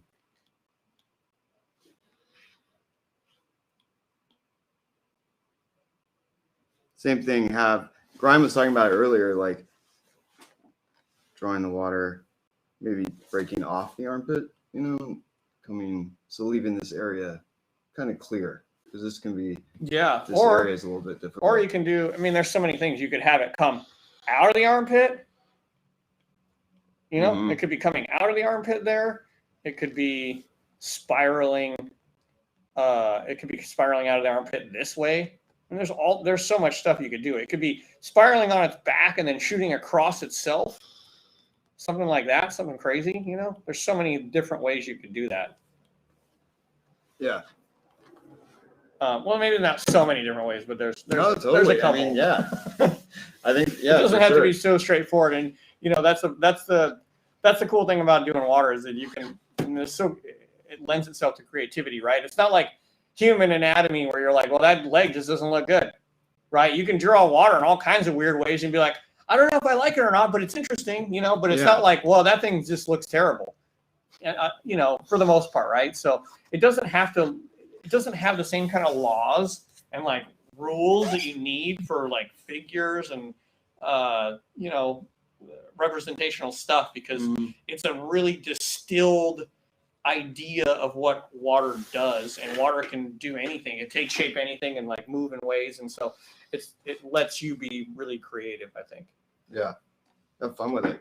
And sometimes maybe you don't do as many finger waves, you do a ton of bars, or depending on the piece. Right, it's true. Or you're just doing bars almost. Yeah, or just bars. I think it looks awesome when it's just bars. Yeah, because it has its own like power of just like, that's why Japanese tattoos look so killer. Mm-hmm. Half the time it's just because of the bars. Yeah. But I think this is a cool area. I really actually like the chest panel half sleeve, transitioning from the half sleeve onto the chest. I've always had fun with that. And I don't know, anytime you're moving from this part of the body here, or even, the back onto the arms, like you've got a few pieces that you're doing that where the back is, moving onto the arm, and that space and how they tie in. Like if you're doing a back piece and I I think it's kind of a fun thing to play around with is how it goes onto the arms. And if you have, let's say a spiral, let's just say we're doing a spiral here, and how it goes and ties in, and maybe you see it do that, or Oh yeah, even, like pulling stuff out. yeah, exactly. Yeah. If it does tie in that much, but it's kind of cool. I've seen people pull it off in a way that's really smart, and Yeah, it's inspiring. yeah, fun thing to do with a back piece. And thinking that far down the line, it's always impressive when you see like a bar and then it connects onto the arm here. Yeah, I love that too.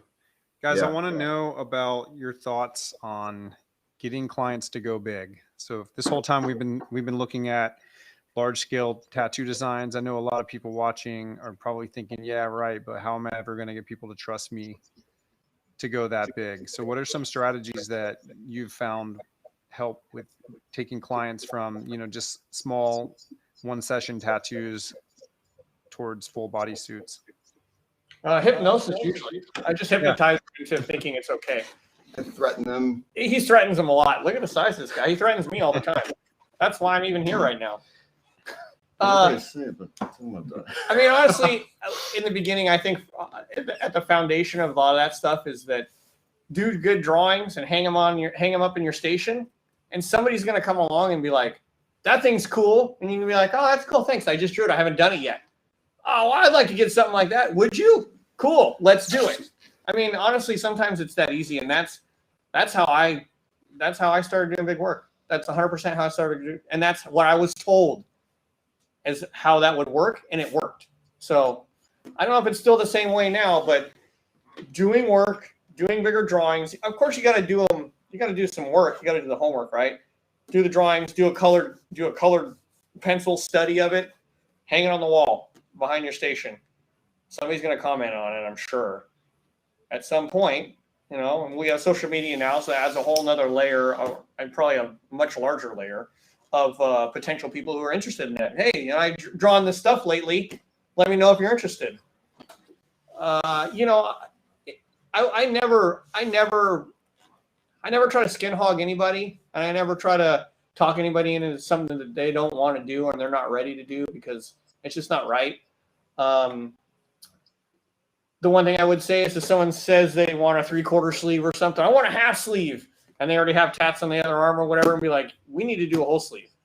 Because by the time I'm done with this outline, you're going to come back to me and talk about, what should we pull down here? Mm-hmm. And you'd be like, go away, because you pissed me off, and now we have to make a sleeve at a 2 somehow.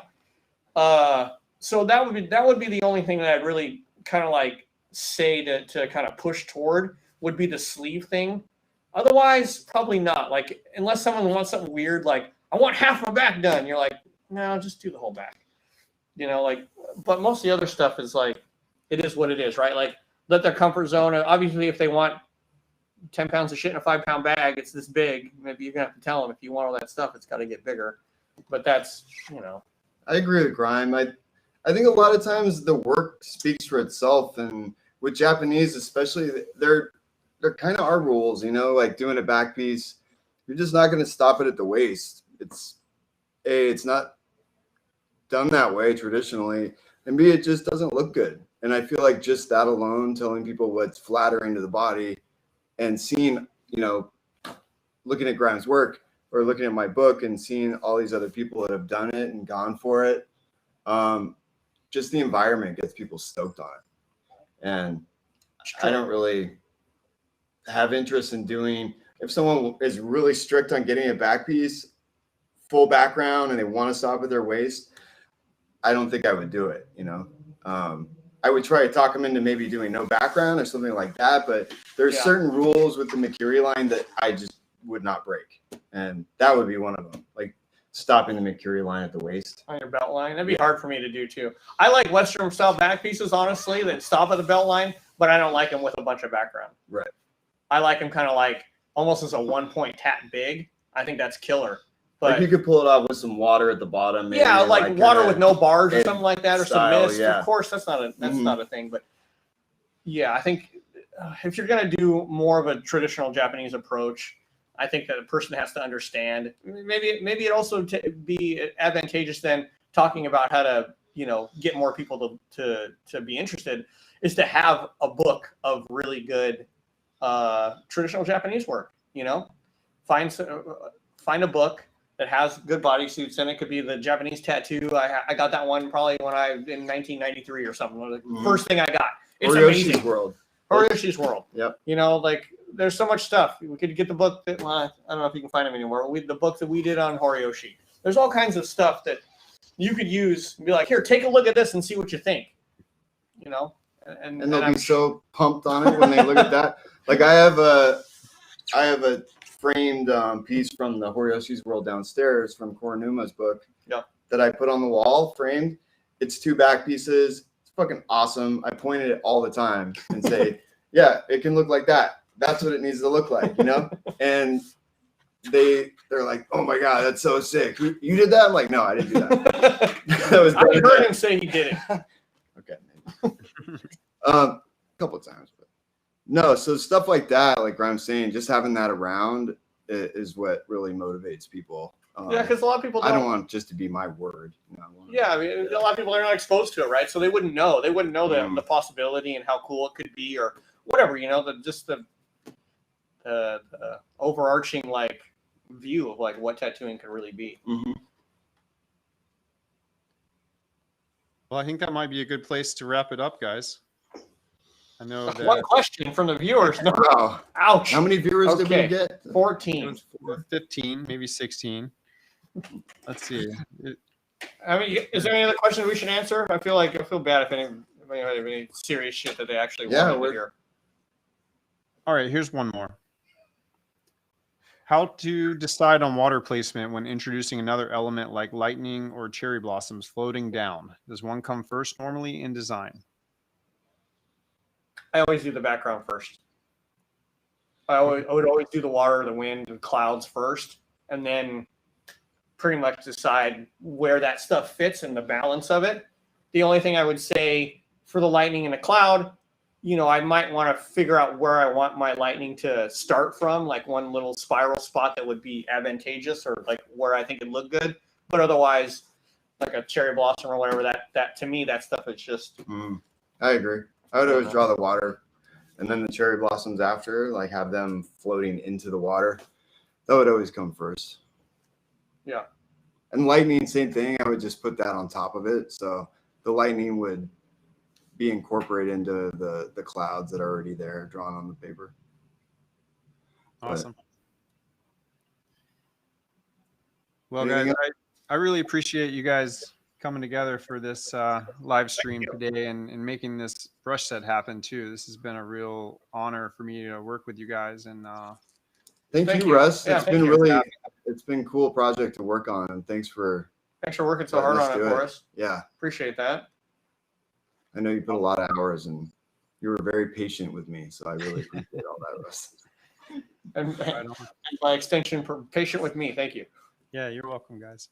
Well, yeah, I think we'll just end the stream there, and I've asked people several times through the course of this thing to remember to follow the Grime and Luke 7th Son on Instagram and catch waves at tattoosmart.com. And we'll be back with another episode of Tattoo Smart Live as soon as we can, guys. So stay tuned to the channel, and we'll see you soon. Cool. Thank you. Thanks everybody that came. And yeah, if any of you guys have questions about the set, if you want to message me through Instagram, I'd be happy to answer any questions. Yeah, same here. Hit us up and we'll figure it out. Right on. Some prices. Cool. All right. That was awesome. Thanks, guys. Good night. Thanks, guys. Thank you, Russ. Thanks, Russ. Have a good night. Bye.